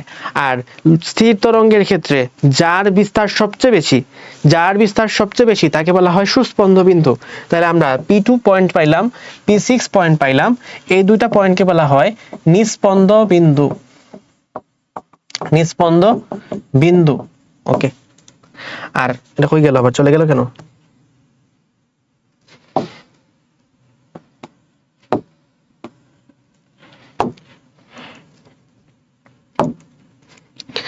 আমরা P2 এবং P6 দুইটা পয়েন্ট পাইলাম, যেটা হচ্ছে নিস্পন্দ বিন্দু, আর P4 এটা কিন্তু অনেক নিচের দিকে যায়, সো এটা হচ্ছে P4টা ছিল সুস্পন্দ বিন্দু। আশা করি সুস্পন্দ বিন্দু এবং নিস্পন্দ বিন্দুর যে কনসেপ্ট সেটা তোমাদের কাছে ক্লিয়ার হয়েছে। নিস্পন্দ বিন্দুর ইংলিশ টার্ম হচ্ছে নোড, আর সুস্পন্দ বিন্দুর ইংলিশ টার্ম হচ্ছে অ্যান্টিনোড। তাহলে আমি এখানে বেশ কিছু কয়েকটা কথা এখানে লিখে রাখবো অবশ্যই, যেমন স্থির তরঙ্গের ক্ষেত্রে আচ্ছা এখানে লিখি, নোড বলতে বোঝায় নিস্পন্দ বিন্দু। মনে রাখবা n থেকে নোড, n থেকে নিস্পন্দ, শেষ। তাহলে নোড হচ্ছে নিস্পন্দ বিন্দু, নোড কি নিস্পন্দ বিন্দু, আর অ্যান্টিনোড হলো সুস্পন্দ বিন্দু। তাহলে নোড হলো নিস্পন্দ আর অ্যান্টিনোড হলো সুস্পন্দ বিন্দু। এখন কথা আছে এখানে, কথা কি? কথা হচ্ছে আচ্ছা সুস্পন্দ, তো কথা হচ্ছে দুইটা নিস্পন্দ বিন্দুর মধ্যবর্তী যে দূরত্ব আমরা একটু আগে দেখছি, দুইটা নিস্পন্দ বিন্দু এখানে কোথায় হয়ে গেল, দুইটা নিস্পন্দ বিন্দু এখানে কোনটা, P2 এবং P6, এটার মধ্যবর্তী যে দূরত্ব আছে এই দূরত্বটাকে বলা হয় λ/2। তাহলে P2 এবং P6 এর মধ্যবর্তী যে পয়েন্টটা এটাকে বলা যায় λ/2, আর দুইটা সুস্পন্দ বিন্দুর মধ্যবর্তী দূরত্বকে আমরা বলে থাকি λ/2। তাহলে P2 একটা ল্যামডা পয়েন্ট, মানে একটা পয়েন্ট, P6 একটা পয়েন্ট, এরকম হয়তো P10 আর একটা পয়েন্ট আসবে। তাহলে P2 P6 এটুক ডিসটেন্সকে বলি λ/2। P2 থেকে P10 পর্যন্ত যদি থাকতো এখানে তো দেখানো হয় নাই, 10 পর্যন্ত থাকলে সেটা হয়তো একটা ল্যামডা, পূর্ণ ল্যামডা। ওকে, সো এখান থেকে এই কথাটাই মাথায় রাখতে হবে যে দুইটা নিস্পন্দ বিন্দুর মধ্যবর্তী দূরত্ব, দুইটা নোডের মধ্যবর্তী দূরত্ব, এই ডিসটেন্সটাকে বলে থাকি আমরা λ/2। আর পরপর তিনটা নোডের মধ্যবর্তী দূরত্ব এটাকে বলে থাকি আমরা একটা পূর্ণ ল্যামডা। তো এটা নোডের জন্য যেরকম ভাবে দেখাইছি সেম ভাবে দুইটা অ্যান্টিনোডের মধ্যবর্তী যে দূরত্ব এটাকে বলা হয় λ/2, এবং তিনটা অ্যান্টিনোডের মধ্যবর্তী যে দূরত্ব এটাকে বলা হয় ল্যামডা। আশা করি তোমরা এবার একটা ক্লিয়ার কনসেপশন পাইছো, আশা করি। তো আমরা এরপরে সামনের দিকে আগাইতে পারি। স্থির তরঙ্গ এই টপিকটা অনেকের কাছে অনেক একটা মানে ভৌত জগতিক বিষয়, মানে এত কঠিন লাগে অনেকের কাছে। সো আশা করি এই ক্লাসের পরে তোমাদের স্থির তরঙ্গের টপিকটা সম্পর্কে যে কনসেপশন ছিল সেই কনসেপ্ট একটা ক্লিয়ার কনসেপ্টে রূপ লাভ করেছে। স্থির তরঙ্গের জন্য ইকুয়েশনটা হচ্ছে তোমরা মুখস্থ রাখবা, পরীক্ষায় তেমন একটা কাজে লাগে না, জাস্ট মনে রাখার জন্য মনে রাখা। তারপরে যাব। আচ্ছা, এখানে যাওয়ার আগে আমি একটা কথা সেরে নেই, যেহেতু আমরা উপরিপাতন পড়াইতেছিলাম, তো উপরিপাতনের কারণে ব্যতিচার সৃষ্টি হয়। তো উপরিপাতনের যে নীতিটা আছে সেটা আবিষ্কার করেছেন বিজ্ঞানী হাইগেন। আহা থেকে মনে রাখতে পারো, আহার আ থেকে হলো আবিষ্কার আর হা থেকে হলো হাইগেন। ওকে, বিজ্ঞানীর নামই হচ্ছে হাইগেন। আর রস্যই রস্যু এমনি ভাবে মনে রাখতে পারো, ই উ। তো ই থেকে কি, ই থেকে হচ্ছে ইয়ং কি করেছেন, উপরিপাতন নীতি উপস্থাপন করেছেন। তাহলে যদি পরীক্ষায় জিজ্ঞেস করা হয় উপরিপাতন নীতি আবিষ্কার করেছেন কে, আবার উপরিপাতন নীতি উপস্থাপন করেছেন কে, দুইটা কিন্তু দুইজন ভিন্ন মানুষ, এবং তোমাকে দুইটার নামই অবশ্যই ক্লিয়ারলি মনে রাখতে হবে, এটা মাস্ট মনে রাখা। ওকে, তো আমরা মোটামুটি আমাদের উপরিপাতন টপিকটা শেষ করছি।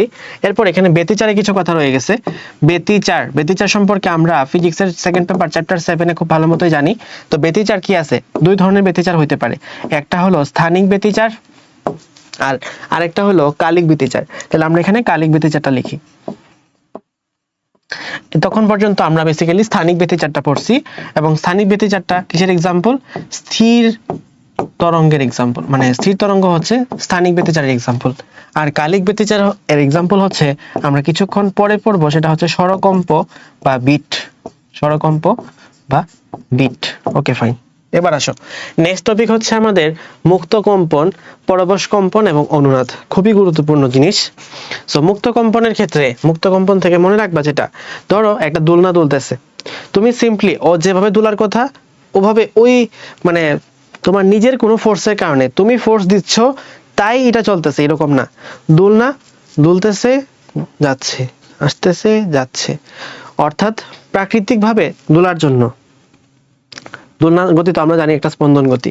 সো এই যখন মুভ করতেছে, যাচ্ছে আসতেছে, যাচ্ছে আসতেছে, এই যে একটা মুভ করতেছে, এইটা করার জন্য তুমি যদি বাইরে থেকে ফোর্স না দাও, মানে তো এমনটা না যে এক্সটার্নাল ফোর্সের ক্রিয়ায় চলতেছে, মুক্তভাবে কম্পমান, এরকম যদি হয়ে থাকে তখন সেটাকে বলা হয় মুক্ত কম্পন।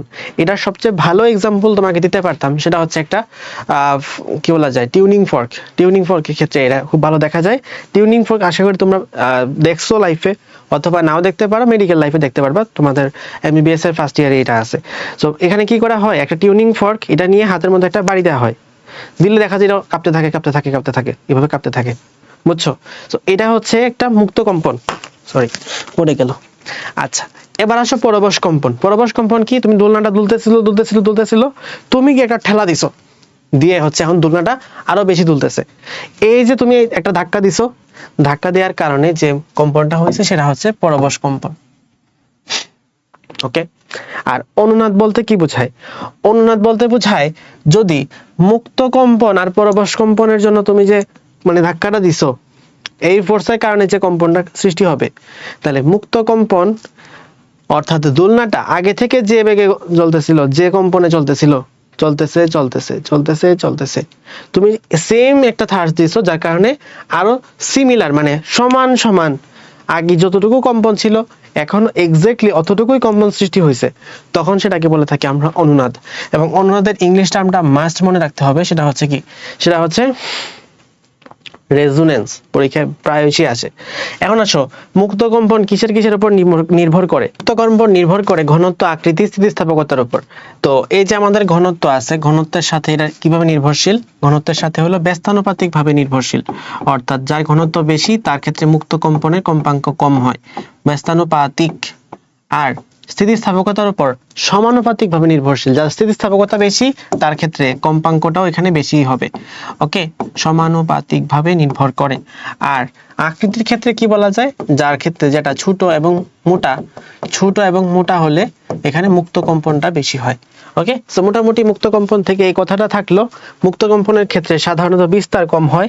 একটা জিনিস নিজের প্রাকৃতিকভাবে কাঁপতেছে, এটা তো খুব বেশি ভাবে কাঁপবে না, কিন্তু তখন তুমি পরবশ কম্পনে কাঁপাবা, অর্থাৎ নিজেটা থার্স্ট দিছো, থার্স্ট দেওয়ার কারণে এখানে ইচ্ছাকৃত বল প্রয়োগের ফলে যে কম্পনটা সৃষ্টি হয়েছে সেটা হচ্ছে পরবশ কম্পন। অর্থাৎ পরবশ কম্পনের যে কম্পাঙ্ক বা বিস্তার সবগুলোই বেশি হবে। তো আমি এখানে লিখলাম যে বিস্তার বেশি, এখানে লিখলাম বিস্তার কম।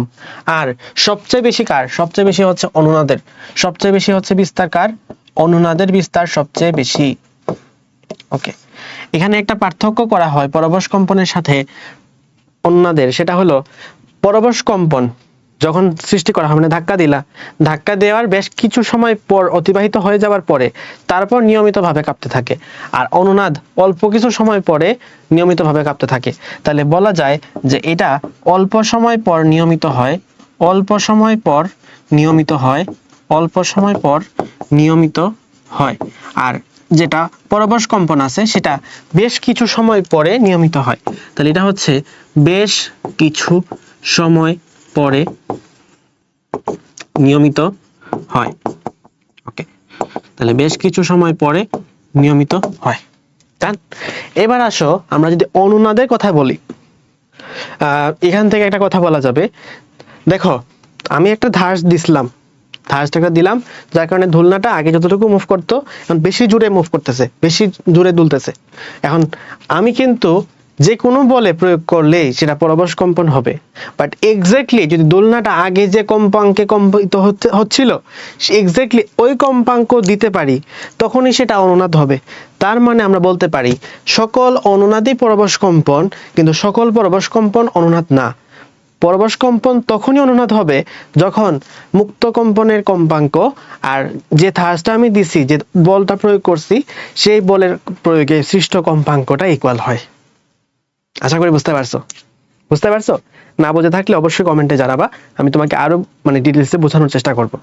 ওকে, সো আমরা এটা শেষ করতে পারি। এই যে আলোচনাটা ছিল মুক্ত কম্পন, পরবশ কম্পন, অনুনাদ সংক্রান্ত। এরপরে আসো শব্দ তরঙ্গ। শব্দ নিয়ে অনেক সময় অনেক কাহিনী হয়, পরীক্ষায় প্রায় অনেক কিছু জিজ্ঞেস করা হয়। ফার্স্ট অফ অল, শব্দ তরঙ্গ হচ্ছে একটা যান্ত্রিক তরঙ্গ, এটা তো আমরা জানি, কারণ এই তরঙ্গের জন্য মাধ্যমের প্রয়োজন হয়। শব্দ তরঙ্গ হচ্ছে একটা অনুদৈর্ঘ্য তরঙ্গ, আমরা জানি, কারণ এখানে দিক প্রবাহটা হচ্ছে সমান্তরাল হয়ে থাকে। শব্দ তরঙ্গটা অবশ্যই এখানে কি হয়, মাধ্যম তো প্রয়োজন হয়, সুতরাং মাধ্যম ভেদে এই শব্দ তরঙ্গের যে বেগ সেটা ভিন্ন হয়। যেমন বায়ু মাধ্যমে সেটা কত? বায়ু মাধ্যমে হলো 332 metre per second. 332 metre per second. এখন ধরো তোমাকে জিজ্ঞেস করলো, ভাই 10 ডিগ্রি সেলসিয়াস তাপমাত্রায় বায়ুতে শব্দের বেগ কত? তখন তুমি কিভাবে আনসার করবা? তখন তুমি আনসার করবা যে ধরো থিটা ডিগ্রি সেলসিয়াস তাপমাত্রায় শব্দের বেগ জিজ্ঞেস করছে, v = কত? তুমি এখানে সিম্পলি লিখবা 332 প্লাস 0.6 থিটা। ওকে, 332 প্লাস 0.6 থিটা। এখান থেকে 10, এখানে যদি থিটার ভ্যালু 10 হয় তাহলে 10 বসাবা, যদি 20 হয় তাহলে 20 বসাবা, 30 হলে 30 বসাবা, তোমার যত জিজ্ঞেস করে পরীক্ষায় এক্স্যাক্টলি তুমি ততই বসাবা। সো এর মাধ্যমে তুমি একটা শব্দের যে বেগটা আছে, শব্দের বেগ যে কোনো মাধ্যমে না, বায়ু মাধ্যমে বের করতে পারবা। ওকে, নেক্সট কথায় আসবো। এই বায়ুতে তো আমরা শিখলাম, আরো বেশ কিছু আছে, লোহা আছে, কাঁচ আছে। সো এটা পরীক্ষার সময় তোমার লাগতে পারে। সো এই ভ্যালুগুলো তুমি চাইলে একবার মুখস্থ করে ফেলতে পারো। যেমন তোমাকে যদি আমি বলি লোহাতে কত, 1450 বলা হয়, আবার 1493 বলা হয়। তুমি এটা একবার চেক করে নিবা, ঠিক আছে? ওকে, ফাইন। নেক্সটে যাব, অপশনটা চেক করে নিবা আর কি, কোনটা দেওয়া আছে অপশনের মধ্যে। এখন আমরা শব্দ তরঙ্গ ইতিমধ্যে পড়ে ফেলছি। শব্দ তরঙ্গের ক্ষেত্রে একটা ইম্পর্টেন্ট জিনিস আছে, সেটা হচ্ছে শব্দের ব্যতিচার। এর প্রমাণ পাওয়া যায় বা শব্দের ব্যতিচার দেখতে পাওয়া যায় কোন পরীক্ষার মধ্যে? তার আনসার হবে কুইঙ্কের পরীক্ষা। কি পরীক্ষা? কুইঙ্কের পরীক্ষা, কুইঙ্কের পরীক্ষা। ওকে, ডান। এরপরে যাই তাইলে আমরা নেক্সট, শব্দের তীব্রতা। খুবই খুবই খুবই খুবই ইম্পর্টেন্ট একটা জিনিস। শব্দের তীব্রতা বলতে কি বোঝায়? তুমি যদি সিম্পলি এখানে চিন্তা করো, উপরে আছে এখানে কি পি, র না এটা পি, নিচে আছে 4πr², অর্থাৎ 4πr² মানে কি একটা গোলকের ক্ষেত্রফল। তাহলে একক ক্ষেত্রফলের মধ্য দিয়ে শক্তি প্রবাহের যে হার, আমরা যেহেতু তরঙ্গ পড়তেছি সুতরাং এটা তরঙ্গের শক্তি হবে। তাহলে একক ক্ষেত্রফলের মধ্য দিয়ে তরঙ্গের শক্তি প্রবাহের হারকে আমরা তীব্রতা বলতে পারি। এখান থেকে আমরা এটা লিখতে পারি, এখানে যেহেতু 4πr² মানে কি আমরা জানি গোলকের ক্ষেত্রফলের সূত্র 4πr²। তাহলে এখানে কি লিখতে পারবো? এখানে লিখতে পারবো একক ক্ষেত্রফলের মধ্য দিয়ে, একক ক্ষেত্রফলের মধ্য দিয়ে তরঙ্গের শক্তি প্রবাহের হার, তরঙ্গের শক্তি প্রবাহের হার, এটাই হচ্ছে শব্দের তীব্রতার মানে সংজ্ঞা। এখন শব্দের তীব্রতা I = কি লেখা যায়? I is proportional to 2π² a² f² ρ v π r²। অনেকগুলা সম্পর্ক কিন্তু এখানে দেয়া আছে। সো এখানে পরীক্ষায় অনেক জিজ্ঞেস করতে পারে যে I এর সম্পর্ক তীব্রতার মানে তীব্রতা তো I বোঝায়, তাহলে তীব্রতা বিস্তারের সাথে কিভাবে সম্পর্কশীল? এটা কিন্তু প্রায়শই আসে, তীব্রতা বিস্তারের বর্গের সমানুপাতিক, কম্পাঙ্কের সাথেও বর্গের সমানুপাতিক, মাধ্যমের ঘনত্বের সাথে শুধু সমানুপাতিক, বেগের সাথে শুধু সমানুপাতিক। আর বলতে বোঝায় কি? আর বলতে বোঝায় উৎস থেকে দূরত্ব, উৎস থেকে দূরত্বের বর্গের ব্যস্তানুপাতিক। শেষ। আর আমরা তো মাত্রই পড়লাম শক্তি প্রবাহের হারকে আমরা পি বলতে পারি। তাহলে আমরা আলটিমেটলি আই এর জন্য যে এককটা পাবো সেই এককটা কি পাবো? দেখো আই পি দেওয়া আছে, যেহেতু পি মানে হচ্ছে ওয়াট, এখানে আছে r² অর্থাৎ মিটার স্কয়ার, তাহলে ওয়াট পার মিটার স্কয়ার হচ্ছে তীব্রতার একক। ইজি। এখন তুমি চাইলে ওয়াটকে কি লিখতে পারো? ওয়াটকে লিখতে পারো joule per second per metre square. তাহলে এখান থেকে তুমি মাত্রাও নির্ণয় করে ফেলতে পারবা, এখান থেকে তুমি একদম কেজি মিটার সেকেন্ড ওই এককে নিয়ে যেতে পারবা। আশা করি তোমার উপর আমি এই ভরসাটা রাখতেছি। তারপরে শক্তি ঘনত্ব হাফ রো a² ω²। সো এটা অবশ্যই তুমি মনে রাখবা, পরীক্ষার জন্য অত বেশি আহামরি ইম্পর্টেন্ট না, বাট পরীক্ষায় তো আসতেই পারে। তাহলে যেটা ভুলে যাওয়া যাবে না সেটা হচ্ছে এই সূত্রটা, মনে রাখতে কষ্ট হইতে পারে, 2-3 বার লিখবা ইনশাআল্লাহ মনে থাকবে। এবং এই ইকুয়েশনটা থেকে কিন্তু পরীক্ষায় বিভিন্ন প্রশ্ন জিজ্ঞেস করা হয়, আয়ের সাথে অমুকের সম্পর্ক কেমন, তমুকের সম্পর্ক কেমন, এটা কিন্তু পরীক্ষার হলে আনসার করতে হবে। তো শব্দের তীব্রতা ইজ ভেরি ভেরি ইম্পর্টেন্ট। এখন আসো সর্বোচ্চ সর্বনিম্ন প্রাবল্য। আমরা শব্দ তীব্রতা পড়ছি, এখানে প্রাবল্য না লিখে শব্দের তীব্রতা লিখতে পারতাম। তো এখানে ধরো আমি এখানে কি লিখছি, প্রাবল্য না লিখে শব্দের তীব্রতা লিখি, তাহলে সর্বোচ্চ তীব্রতা এবং সর্বনিম্ন তীব্রতা। পরীক্ষার সময় প্রায়শই বলে ধরো একটা তরঙ্গের তীব্রতা I1 = সামথিং একটা ভ্যালু, I2 = সামথিং একটা ভ্যালু। জিজ্ঞেস করছে এদের লব্ধি তরঙ্গের সর্বোচ্চ তীব্রতা কত, লব্ধি তরঙ্গের সর্বনিম্ন তীব্রতা কত। তাহলে I1 ও I2 এর লব্ধি তরঙ্গের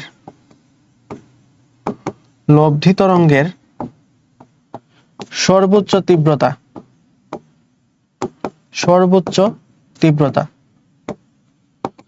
I max = √I1 + √I2 whole square. এবার আসো I1 ও I2 এর লব্ধি তরঙ্গের সর্বনিম্ন তীব্রতা কত। এখানে সর্বনিম্ন তীব্রতা, তাহলে সর্বনিম্ন তীব্রতা কত হবে? I minimum = √I1 - √I2 whole square. তাহলে লব্ধি তরঙ্গের সর্বোচ্চ তীব্রতা কত, সর্বনিম্ন তীব্রতা কত, এইটা ইকুয়েশনটা হচ্ছে এইটা। আশা করি তুমি পরীক্ষার সময় মিলাইতে পারবা। তোমার জন্য একটা হোমওয়ার্ক দিলাম, হোমওয়ার্কটা হচ্ছে তুমি এটা কমেন্টে লিখবা হচ্ছে 4i, মানে I1 সমান হলো 4i আর I2 সমান হচ্ছে 9i। এখান থেকে তুমি I max বের করবা, I max = what এবং I minimum = what। তোমার যেসব বন্ধুরা জানে না ওরা এখানে 4 আর 9 যোগ করে 13 লিখে দিবে, 4 থেকে 9 বাদ দিয়ে অথবা 9 থেকে 4 বাদ দিয়ে 5i লিখে দিবে, ওটা কিন্তু আনসার হবে না। ওকে, সো আমরা হচ্ছে এরপরের অংশে যেতে পারি। এবার হচ্ছে আমরা যাবো যেটাতে, সেটা হলো শব্দ উচ্চতা। শব্দ উচ্চতা বলতে কি বোঝায়? ধরো আমি তোমাকে যে সাউন্ডে কথা বলতেছি, অনেক সময় তোমার কাছে মনে হইতে ভাই এত বেশি জোরে কথা বলতেছে কেন, আবার কখনো মনে হইতেছে ভাই এত আস্তে আস্তে কথা বলে কেন। তো এই যে শব্দ, তুমি যখন কথাবার্তা শুনো তখন তুমি একটা শব্দের তীব্রতা বুঝো, অর্থাৎ তীব্রতা যে পড়ছিলাম সেটা হচ্ছে একটা সায়েন্টিফিক রূপ, আর শব্দ উচ্চতা হচ্ছে একটা ফিলিং, শ্রবণের অনুভূতি। তাহলে শ্রবণের অনুভূতি যেটা, যে টার্মটা আছে সেই টার্মটাকে বলে থাকি আমরা শব্দ উচ্চতা, অর্থাৎ শব্দটা কতটুকু জুড়ে শোনা যাচ্ছে সেটার একটা অনুভূতি। আচ্ছা, তো শব্দ উচ্চতা এটার বেশ কিছু একক আছে, একটা হচ্ছে ফোন আর একটা হলো সন। এটা শব্দ উচ্চতার একক না, বেসিক্যালি এটা শব্দ উচ্চতার জন্য, শব্দ উচ্চতা আমরা জাস্ট একটা কি বলা যায়, শ্রবণের অনুভূতি এভাবে লিখে রাখলাম, শ্রবণের অনুভূতি। এবার দুইটা একক পড়ব, যে দুইটা একক বেসিক্যালি তীব্রতার সাথে রিলেটেড। তো ফোন এবং সন এই তীব্রতার জন্য এরা এক্ষেত্রে দুইটা শর্ত আছে। একটা শর্ত হচ্ছে এখানে কম্পাঙ্কটা হলো 1000 হার্জ, আর আরেকটা শর্ত হলো watt per metre square. Watt per metre square মানে কি? তীব্রতা। তাহলে তীব্রতা হলো 10^12 watt per metre square. Okay, যদি এরকম হয়ে থাকে তখন 1 ডেসিবল যদি তীব্রতা লেভেল হয় তাকে বলা হয় ফোন, আর 40 ডেসিবল যদি তীব্রতা লেভেল হয় তাকে বলা হয় সন। তাহলে ফোন এবং সন আমরা তখনই রিয়েলাইজ করতে পারবো। তাহলে 1000 হার্জ হলো এখানে তীব্রতা, সরি কম্পাঙ্ক, আর 10^12 হচ্ছে এখানে তীব্রতা। আর যদি তীব্রতা লেভেল 1 ডেসিবল হয়ে থাকে সেটাকে বলা হয় ফোন, যদি 40 ডেসিবল হয়ে থাকে তখন সেটাকে বলা হয় সন। তাহলে ফোন সন, আশা করি এই দুইটা জিনিস তুমি বুঝতে পারবা, খেয়াল রাখতে পারবা। এখান থেকে এটা মনে রাখা খুবই মাস্ট। ফোন সন মাঝে মধ্যে আসে পরীক্ষায়। এরপর আসো তীব্রতা লেভেল নামে একটা টার্ম আছে, পরীক্ষার জন্য ভেরি ভেরি ভাইটাল। এটা আমি একটা স্টার দিয়ে রাখলাম, এটার মধ্যে আমি স্টার দিয়ে রাখলাম। ওকে, দেখো কি হয়। তো তীব্রতা level V is equals to log I by I naught, যেখানে I naught বলতে বোঝায় আদি তীব্রতা 10^12 metre square, watt per metre square. তো এটা হচ্ছে আদি তীব্রতা, অথবা প্রমাণ তীব্রতা লিখতে পারি আমরা, খুব ভালো একটা টার্ম দেখা যাবে। তাহলে I naught যেটা হলো প্রমাণ তীব্রতা, তাহলে প্রমাণ তীব্রতা কত? 10^12 ওয়াট পার মিটার স্কয়ার। বুঝতাম? Okay fine. আর আই বলতে আমি যেটার জন্য নির্ণয় করতে যাচ্ছি, তাহলে এটা হচ্ছে আমরা বেল দ্বারা প্রকাশ করে থাকি। বাট তীব্রতা লেভেলের একক হচ্ছে বেল, কিন্তু প্রচলিত একক হলো ডেসিবেল। তাহলে তীব্রতা লেভেলে প্রচলিত একক কোনটা? প্রচলিত একক কিন্তু ডেসিবেল, এবং decibel is equals two 10 log I by I naught। ওকে, তার মানে 10 দিয়ে গুণ করে দিলাম। ডেসি মানে কি? 10 দিয়ে গুণ করে।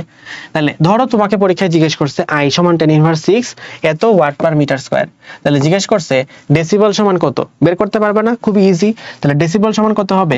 10 log I by I naught, I by I naught। তাহলে I এখানে ধরো 10 রাখলাম, log রাখলাম। I বলতে বোঝায় 10^6 এবং I naught বলতে বোঝায় 10^12, অর্থাৎ 10 log 10^6 -12 অর্থাৎ 10 log 12 - 6 অর্থাৎ 6। তাহলে 10 এখানে ছিল, 10 এখানে ছিল, 10 10 কাটা, আমি সামনে নিয়ে আসলাম 10 × 6 অর্থাৎ 60। তাহলে 60 হচ্ছে আমাদের কি? ডেসিবেল, অর্থাৎ 60 ডেসিবেল হলো শব্দের তীব্রতা লেভেল। আশা করি তোমরা খুব ভালোভাবে বুঝতে পারছো। এখান থেকে হচ্ছে আমরা ডেসিবেল নির্ণয় করা শিখলাম। এবার ধরো তোমাকে ডেসিবেল বলে দেয়া আছে, তোমাকে জিজ্ঞেস করছে I সমান কত। ফর এক্সাম্পল তোমাকে বলা হয়েছে ডেসিবেল হচ্ছে 40 ডেসিবেল, I সমান ওয়াট। ঠিক আছে, সো আমরা আগের সেই ইকুয়েশনটা লিখবো, decibel is equals two 10 log I by I naught। তাহলে এবার ধরো আমি এখানে ডেসিবেলের জায়গায় কত লিখবো? 40 লিখবো। 10 log I এর জায়গায় কত লিখবো? I এর জায়গায় I থাকুক, নটের জায়গায় কত থাকবে? 10^12 থাকবে। আমি প্রথমেই কাটাকাটি করে নিই, 10 দিয়ে 40 ভাগ করলে হয় 4, 10 দিয়ে 40 ভাগ করলে হয় 4, রাখলাম। ওকে, এখন আসো আমি যদি এখানে কি করি, আমি যদি এখানে 4 পাইতে চাই, আমি ব্যাক ক্যালকুলেশন করি, তাহলে জিনিসটা সবচেয়ে সহজ হবে। অ্যান্টি লগ নিলে জিনিসটা কনফিউজ হয়ে যাবে, তোমরা এখানে কনফিউজ হয়ে যাওয়ার সম্ভাবনা আছে। আমি যদি এখানে ব্যাক ক্যালকুলেশন করি তাহলে সবচেয়ে বেশি সহজ হয়। আমি যদি এটার ভ্যালু 4 পাইতে চাই, মানে আমি যদি এই যে আমার এইটার ভ্যালু এই log I by ten inverse 12 এটার ভ্যালু 4 পাইতে চাই, তার মানে কি, তার মানে কত, তার মানে হচ্ছে এই যে আমার এই পোরশনটা আছে, এই পোরশনটার ভ্যালু কত হওয়া উচিত। দেখো তুমি এটার ভ্যালু কি আমার তখন 10⁴ হওয়া উচিত না? এটা কি বুঝি? ধরো আমি যদি 4 পাইতে হয় এটাকে, তার মানে পরের লাইনে কি লিখতে হবে, লগ 10, এখানে তো আছে অলরেডি, মানে প্রত্যেকটার বেস তো 10ই আসলে। 10⁴ যদি হয়, ইন দ্যাট কেস তখনই তো এটার ভ্যালু 4, তাই না? এটা কি বুঝো যে লগ 10⁴ এর ভ্যালু 4 জানো তো, তাহলে 10 কাটা গেলে 4 হবে। ব্যাক ক্যালকুলেশন করতেছি, ব্যাক ক্যালকুলেশন করা এখানে সবচেয়ে বেশি ইজিয়ার। আমি যদি এখানে 4 পাইতে চাই, 10⁴ পাইতে চাই, কখন আমি 10⁴ পাবো, যদি এই i এর ভ্যালুটা 10 ইনভার্স 8 হয়, তাই না? এভাবে আমরা ইকুয়েশনগুলো সলভ করে থাকি, তাহলে জিনিসটা সহজ হবে। এন্টি লগ নিলে শুধু শুধু এখান থেকে তোমার মাথায় একটু ক্যালকুলেশনের চিন্তা আসবে। তুমি জাস্ট এখানে সিম্পলি চিন্তা করবা, যদি আমার এখানে 4 পাইতে হয়, তার মানে আমাকে 10 ইনভার্স 12 থেকে 4 ঘর আগে দিতে হবে, অর্থাৎ 10 ইনভার্স 8 দিতে হবে। তুমি সিম্পলি এখান থেকে আনসার বের করতে ফেলতে পারবা, যেটা হচ্ছে 10 inverse 8 watt per metre square. তাই তোমাকে একটা एग्जांपल দেই, ডেসিবল যদি 90 ডেসিবল হয়ে থাকে, তখন আই এর ভ্যালু কত আসবে? তোমরা এখানে কমেন্টে জানাবা, এটা কমেন্টে জানাবা। ওকে, সো এইবার আসো আমাদের বইয়ের অন্যতম একটা বিচ্ছিরি ছক, খুবই দেখতে উদ্ভট লাগে এরকম একটা ছক আমরা এখন পড়বো। সো আমরা বেসিক্যালি এখানে কি শিখবো, আমরা এখানে শিখবো হচ্ছে তীব্রতা লেভেল। কারণ আপেক্ষিক তীব্রতা এবং তীব্রতা, এটা তুমি তীব্রতা লেভেল থেকে বের করে ফেলতে পারবা নিজেই। তো সবচেয়ে কম কোনটা, সবচেয়ে কম যেটা সেটা হচ্ছে 0 ডেসিবল। আমরা তীব্রতা লেভেলের লেভেল কতটুকু, 0 থেকে 120 ডেসিবল। তুমি এখানে একটা রেঞ্জ পাবা, তাহলে দেখবা যে ডেসিবলের রেঞ্জ হচ্ছে 0 ডেসিবল থেকে 120 ডেসিবল। ডেসিবলের রেঞ্জ হচ্ছে 0 থেকে 120 ডেসিবল। ওকে, তাহলে আমরা অলরেডি সর্বনিম্নটা পেয়ে গেছি। স্বাভাবিক শ্বাস প্রশ্বাস, শ্বাস প্রশ্বাসের জন্য একটু বেশি, মানে তুমি কি শ্বাসের শব্দ তো বেশি শুনতে পারো তা তো না, তাহলে এটা হচ্ছে সবচেয়ে কম, মানে 10। এরপর দেখো পাতার মরমর শব্দ, মরে যা, কি খায় মরবে, বিষ খাই তো মরবে, তাহলে এটার ভ্যালু হবে 20। ওকে, এটা কিন্তু 20, 10 পড়ার দরকার নাই। নেক্সটে আসো, ফিশ ফিশানি, মনে রাখবা ফিশ এখানে আছে 30, তাহলে ফিশ 30। মনে বলতে পারো যে ভাই নির্জন রাস্তা কি করব, নির্জন ওয়ার্ডটার মধ্যে কয়টা অক্ষর আছে, 3টা অক্ষর আছে, সিম্পলি 30। লাইব্রেরি ওয়ার্ডটার মধ্যে কয়টা অক্ষর আছে, 4টা অক্ষর, তাহলে সিম্পলি 40। তারপরে দেখো শ্রেণী কক্ষের শব্দ, শান্ত অফিস, শান্ত অফিস কয় অক্ষর, 5 অক্ষর। শ্রেণী কক্ষের কয় অক্ষর, 5 অক্ষর। মিলতেছে তো, 50, শেষ।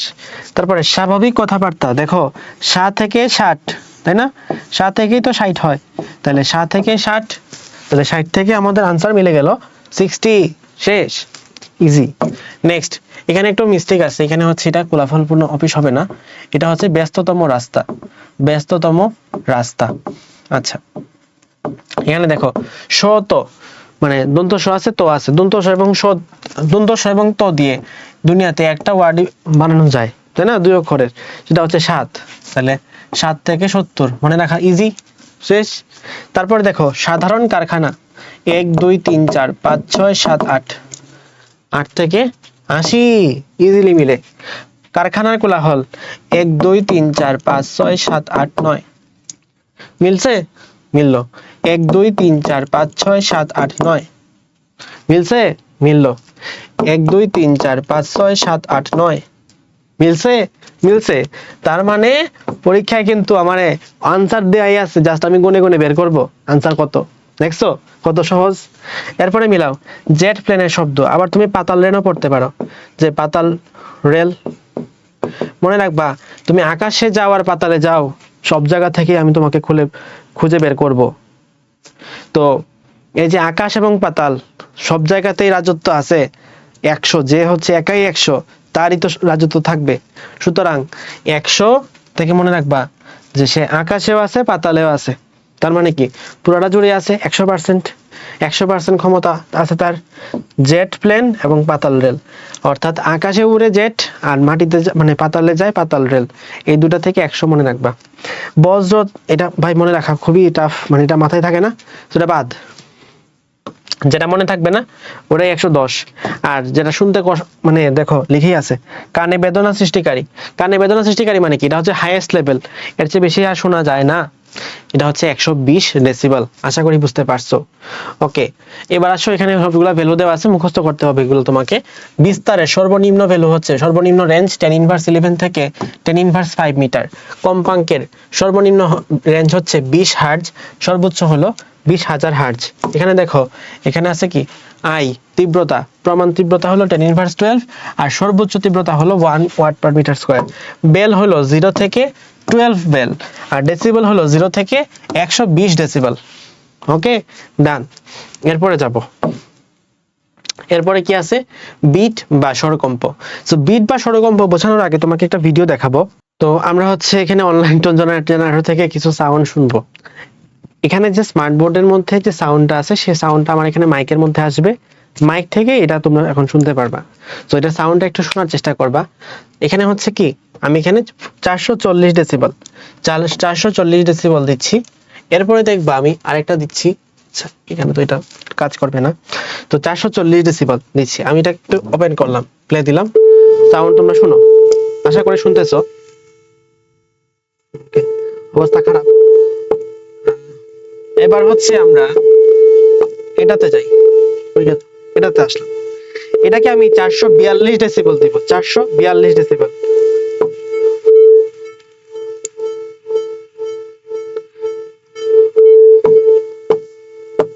বিট কি তৈরি হয়েছে? না বুঝে থাকলে আবার দেখো, এটা হচ্ছে 440 ডেসিবেল, আমি এটাকে সিঙ্গেললি চাললাম, একটা সাউন্ড হইতেছে। এবার দেখো, এটা 442 ডেসিবেল, আমি এটাকে সিঙ্গেললি ছাড়লাম, এটা একটা সাউন্ড আছে। এটা যদি আমি একটু বাড়াই,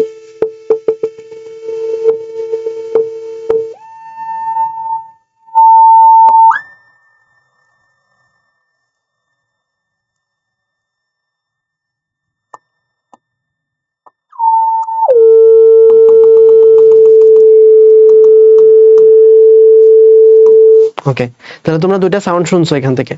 এবার এই যে আমার তো সাউন্ড 1 এবং সাউন্ড 2 দুইটা আমি ছাড়লাম, এবং 440 হার্জ একটা, 442 হার্জ একটা দিলাম, তার মানে দুই ব্যবধান থাকলো। এই বিট শোনার জন্য মিনিমাম তোমাকে 10 হার্জ এই রেঞ্জের মধ্যে রাখতে হবে। একটু আগে আমি পড়াইছি, মানে দেখাইছি আর কি, তোমার স্লাইডে ছিল, আমি বলি না কিছু। সো পার সেকেন্ডে যদি কম্পাঙ্কের ব্যবধান 10 হার্জের চেয়ে কম হয়, তাহলেই বিটটা শোনা যাবে। বিট বা স্বরকম্প, যেটা হচ্ছে একটা কালিক ব্যতিচারের এক্সাম্পল। সো দেখো, একটা হচ্ছে 440 হার্জ, ওপেন করলাম, প্লে করলাম, আর আরেকটা হলো 442 হার্জ, এটা ওপেন করলাম। এখন কিন্তু বিটটা শোনা যায়।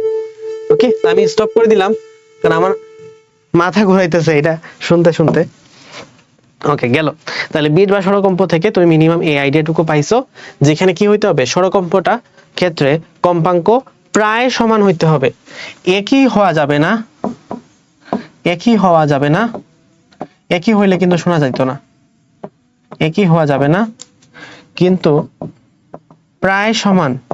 প্রায় সমান বলতে এক্স্যাক্টলি কি বুঝাইতেছি, 10 হার্জের চেয়ে কম ব্যবধান, 10 হার্জের চেয়ে কম ব্যবধান হইতে হবে। সো এটা হচ্ছে আমাদের ফার্স্ট এক্সাম্পল, মানে ফার্স্ট একটা কন্ডিশন। সেকেন্ড কন্ডিশনটা হচ্ছে তীব্রতা প্রায় সমান হইতে হবে,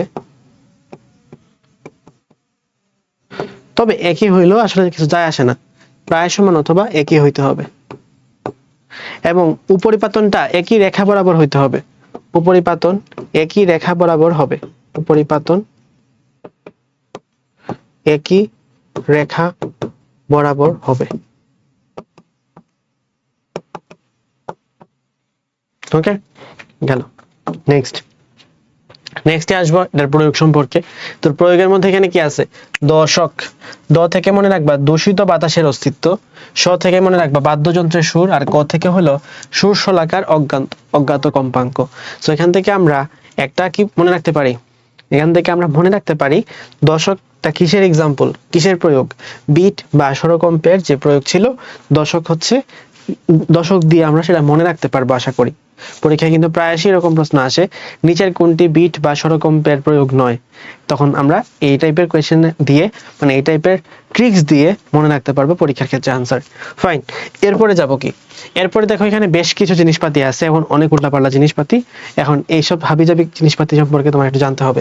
তো ফার্স্ট অফ অল দেখো, তো এটা পড়ার আগে আমি জাস্ট একটু রিমেম্বার দিয়ে দিই, আমরা কিন্তু স্বরকম্প থেকে ক্লাসের মধ্যে কোনো ম্যাথ দেখালাম না, তার কারণ আমি তোমাদের ক্লাসের শুরুতেই বলছি আমরা আজকে ক্লাসে ম্যাথ নয় বরং থিওরিটাই বেশি খুব সলিডলি কভার করব, আর ম্যাথের জন্য ডেডিকেটেডলি তোমাদের জন্য একটা ফ্রি ক্লাস রাখাই আছে, তোমরা এই ক্লাসটা করার পরে অবশ্যই ওইটা দেখে নিবা, তাহলে ম্যাথ নিয়ে আর কোনো প্রবলেম থাকবে না ইনশাআল্লাহ। তো ফার্স্ট অফ অল আসো, এখান থেকে আমরা এটা পড়ার আগে আমরা আরেকটা জিনিস সম্পর্কে জেনে আসি, সেটা হলো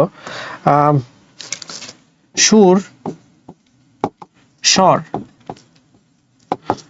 মূল সুর, মূল সুর, এটা মূল সুর, আর এটা হলো উপসুর।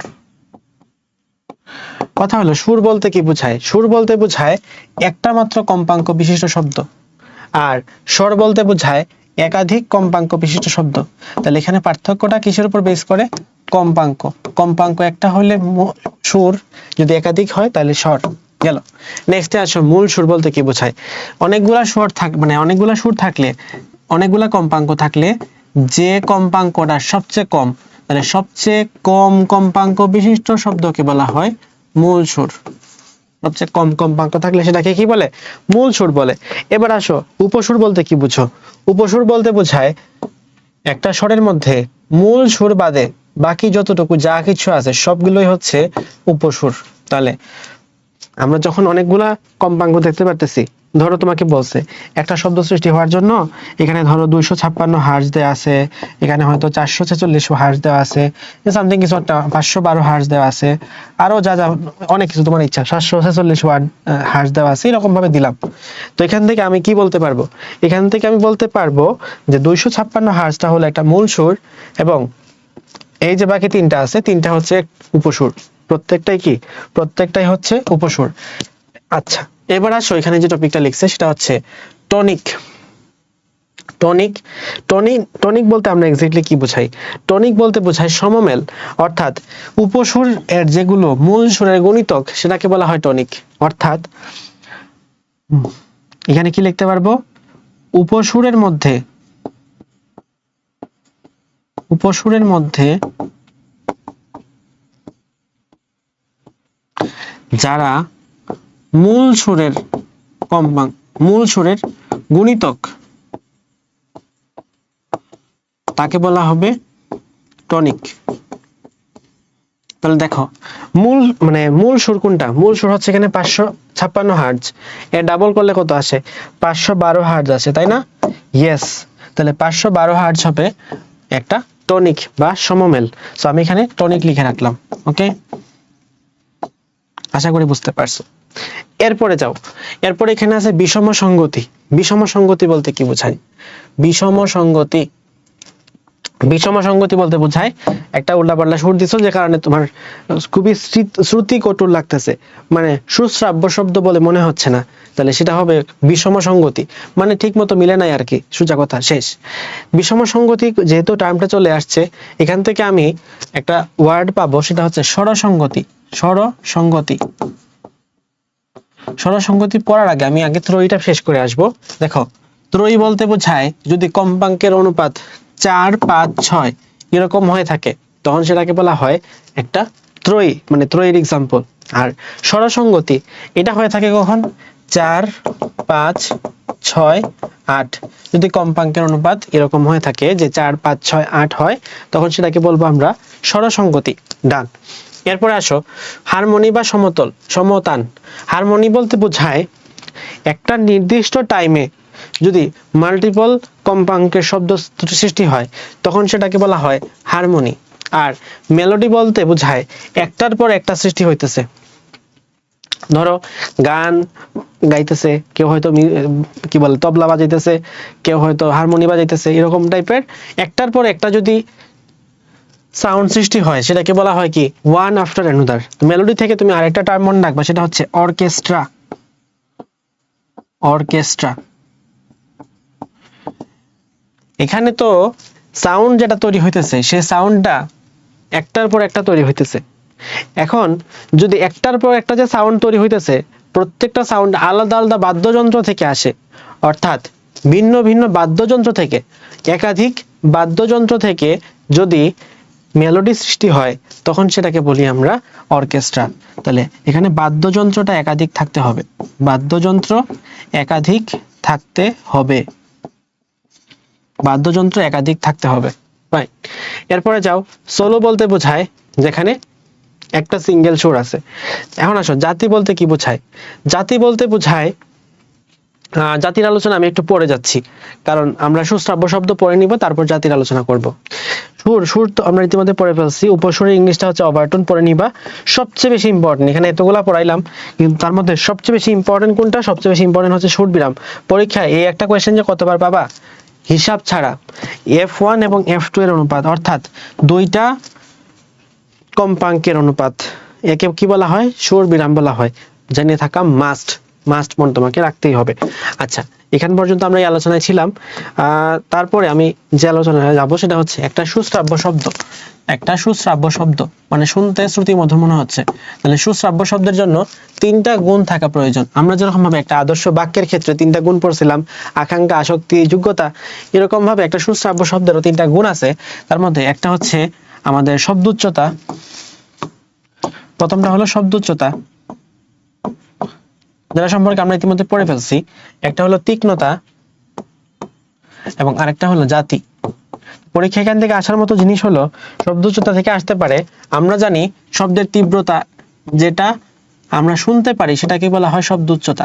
তাহলে আমরা বলতে পারি শব্দের তীব্রতা হলো কারণ এবং শব্দ উচ্চতা হলো ফলাফল। গেল। তীক্ষ্ণতা বলতে আমরা কি বুঝাই?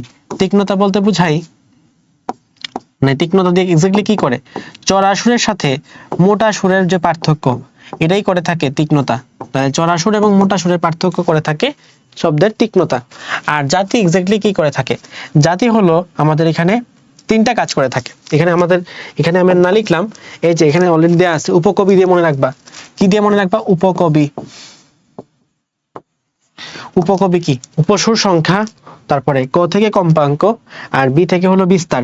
এই তিনটা জিনিসের উপর নির্ভর করতেছে শব্দের জাতি। জাতি বলতে কি বোঝা যায়? জাতি দিয়ে আমরা কি করি? জাতি দিয়ে হলো আমরা উৎসকে আলাদা করি।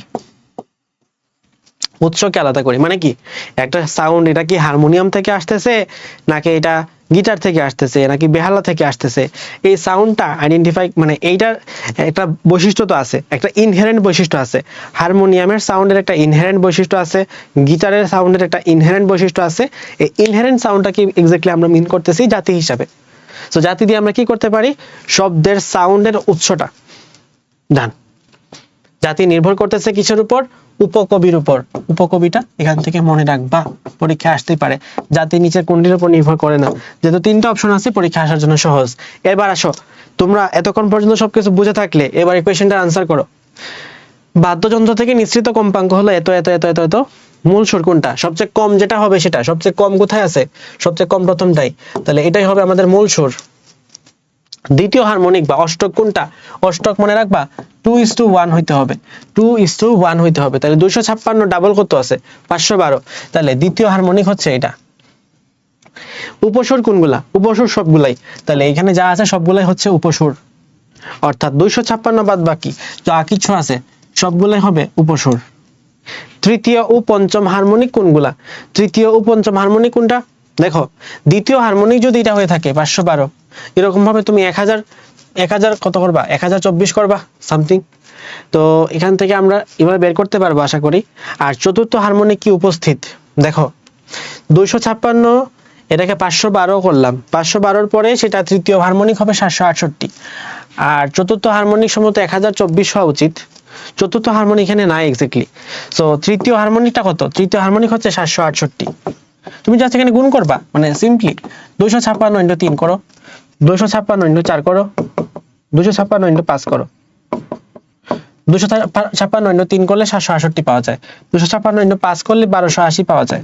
কিন্তু 256 4 করলে 1024 পাওয়ার কথা, এখানে 1024 নাই, সুতরাং এটা কিন্তু উপস্থিত না।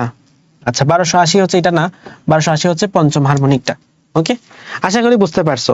তাহলে দ্বিতীয় হারমোনিক মানে কি, 2 দিয়ে গুণ করা, তৃতীয় মানে 3 দিয়ে গুণ করা, চতুর্থ মানে 4 দিয়ে গুণ করা, পঞ্চম মানে 5 দিয়ে গুণ করা। এখানে চতুর্থ হারমোনিক নাই। ওকে, আচ্ছা গেল। নেক্সট, এরপর দেখো এখানে একটা স্বরগ্রামের বিভিন্ন যে অনুপাত, সুরবিরামের অনুপাতগুলো দেয়া আছে। আচ্ছা, স্বরগ্রাম কথাটা যেহেতু আমি উচ্চারণ করেই ফেলছি, তো এখানে একটা কথা বলে ফেলি, সেটা হচ্ছে সবচেয়ে সরল স্বরগ্রাম হলো ডায়াটনিক স্বরগ্রাম। সবচেয়ে সরল স্বরগ্রাম হলো ডায়াটনিক স্বরগ্রাম।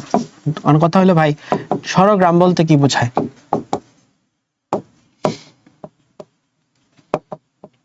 এটা তোমার জিজ্ঞেস করতেই পারো যে ভাই স্বরগ্রাম বলতে এক্স্যাক্টলি কি বোঝায় থাকে, স্বরগ্রাম বলতে কি বোঝায় থাকে? অর্থাৎ মূল সুর এবং অষ্টকের মধ্যবর্তী যা কিছু আছে, মূল সুর এবং অষ্টকের মধ্যবর্তী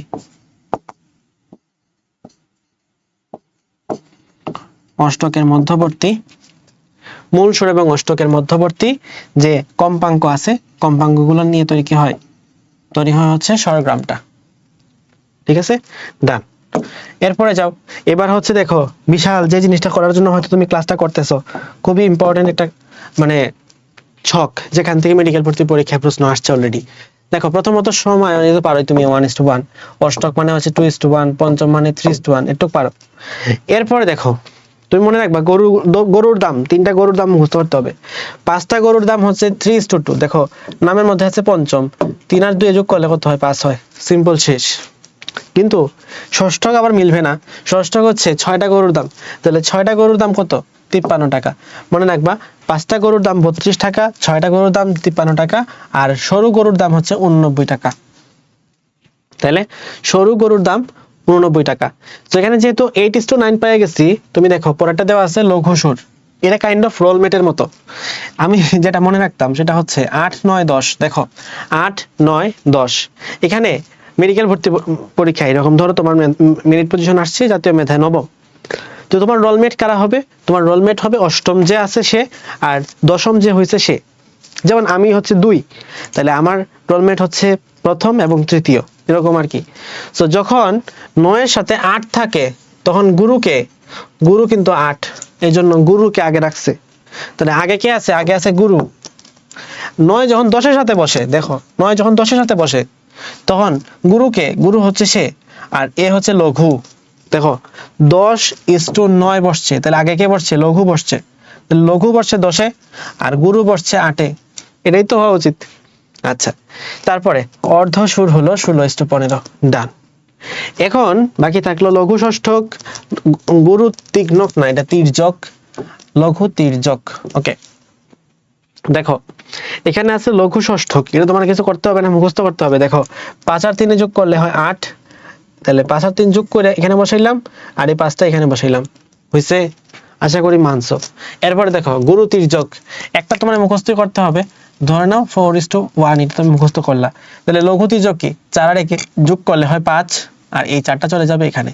এইভাবে এটা মনে রাখা যায়, আশা করি বুঝতে পারছো। এরপরে যাব টানাতার। টানাতার হচ্ছে এমন একটা এক্সাম্পল যেখানে একই সাথে লম্বিক তরঙ্গ অর্থাৎ অনুদৈর্ঘ্য তরঙ্গ এবং অনুপ্রস্থ তরঙ্গ দুইটাই দেখতে পাওয়া যায়। তাইলে যদি পরীক্ষায় জিজ্ঞেস করা হয় অনুদৈর্ঘ্য এবং অনুপ্রস্থ তরঙ্গ একই সাথে কোথাও দেখতে পাওয়া যায় কিনা, তার আনসার হবে অনুদৈর্ঘ্য অনুপ্রস্থ দুইটাই দেখতে পাওয়া যায় টানাতারের ক্ষেত্রে। ওকে, এবার আসো টানাতারের ক্ষেত্রে আমরা যদি তোমাকে জিজ্ঞেস করি যে কম্পাঙ্ক কত, টানাতারের কম্পাঙ্ক নির্ণয়ের যে সূত্রটা আছে, সূত্রটা কিন্তু খুবই মানে সহজ সূত্র, বলবো না সহজ বলার দরকার নাই, কিন্তু সুন্দর একটা সূত্র। তো এখানে হচ্ছে আমরা এই সূত্রটা দেখব। টানাতারের সূত্রটা কি? f = 1/12 √t/m, √t/m। So f বলতে এখানে কম্পাঙ্ক বোঝায়, l বলতে এখানে দৈর্ঘ্য বোঝায়, t বলতে এখানে টান বোঝায়, সুতার টান, আর m বলতে এখানে কি বোঝায়?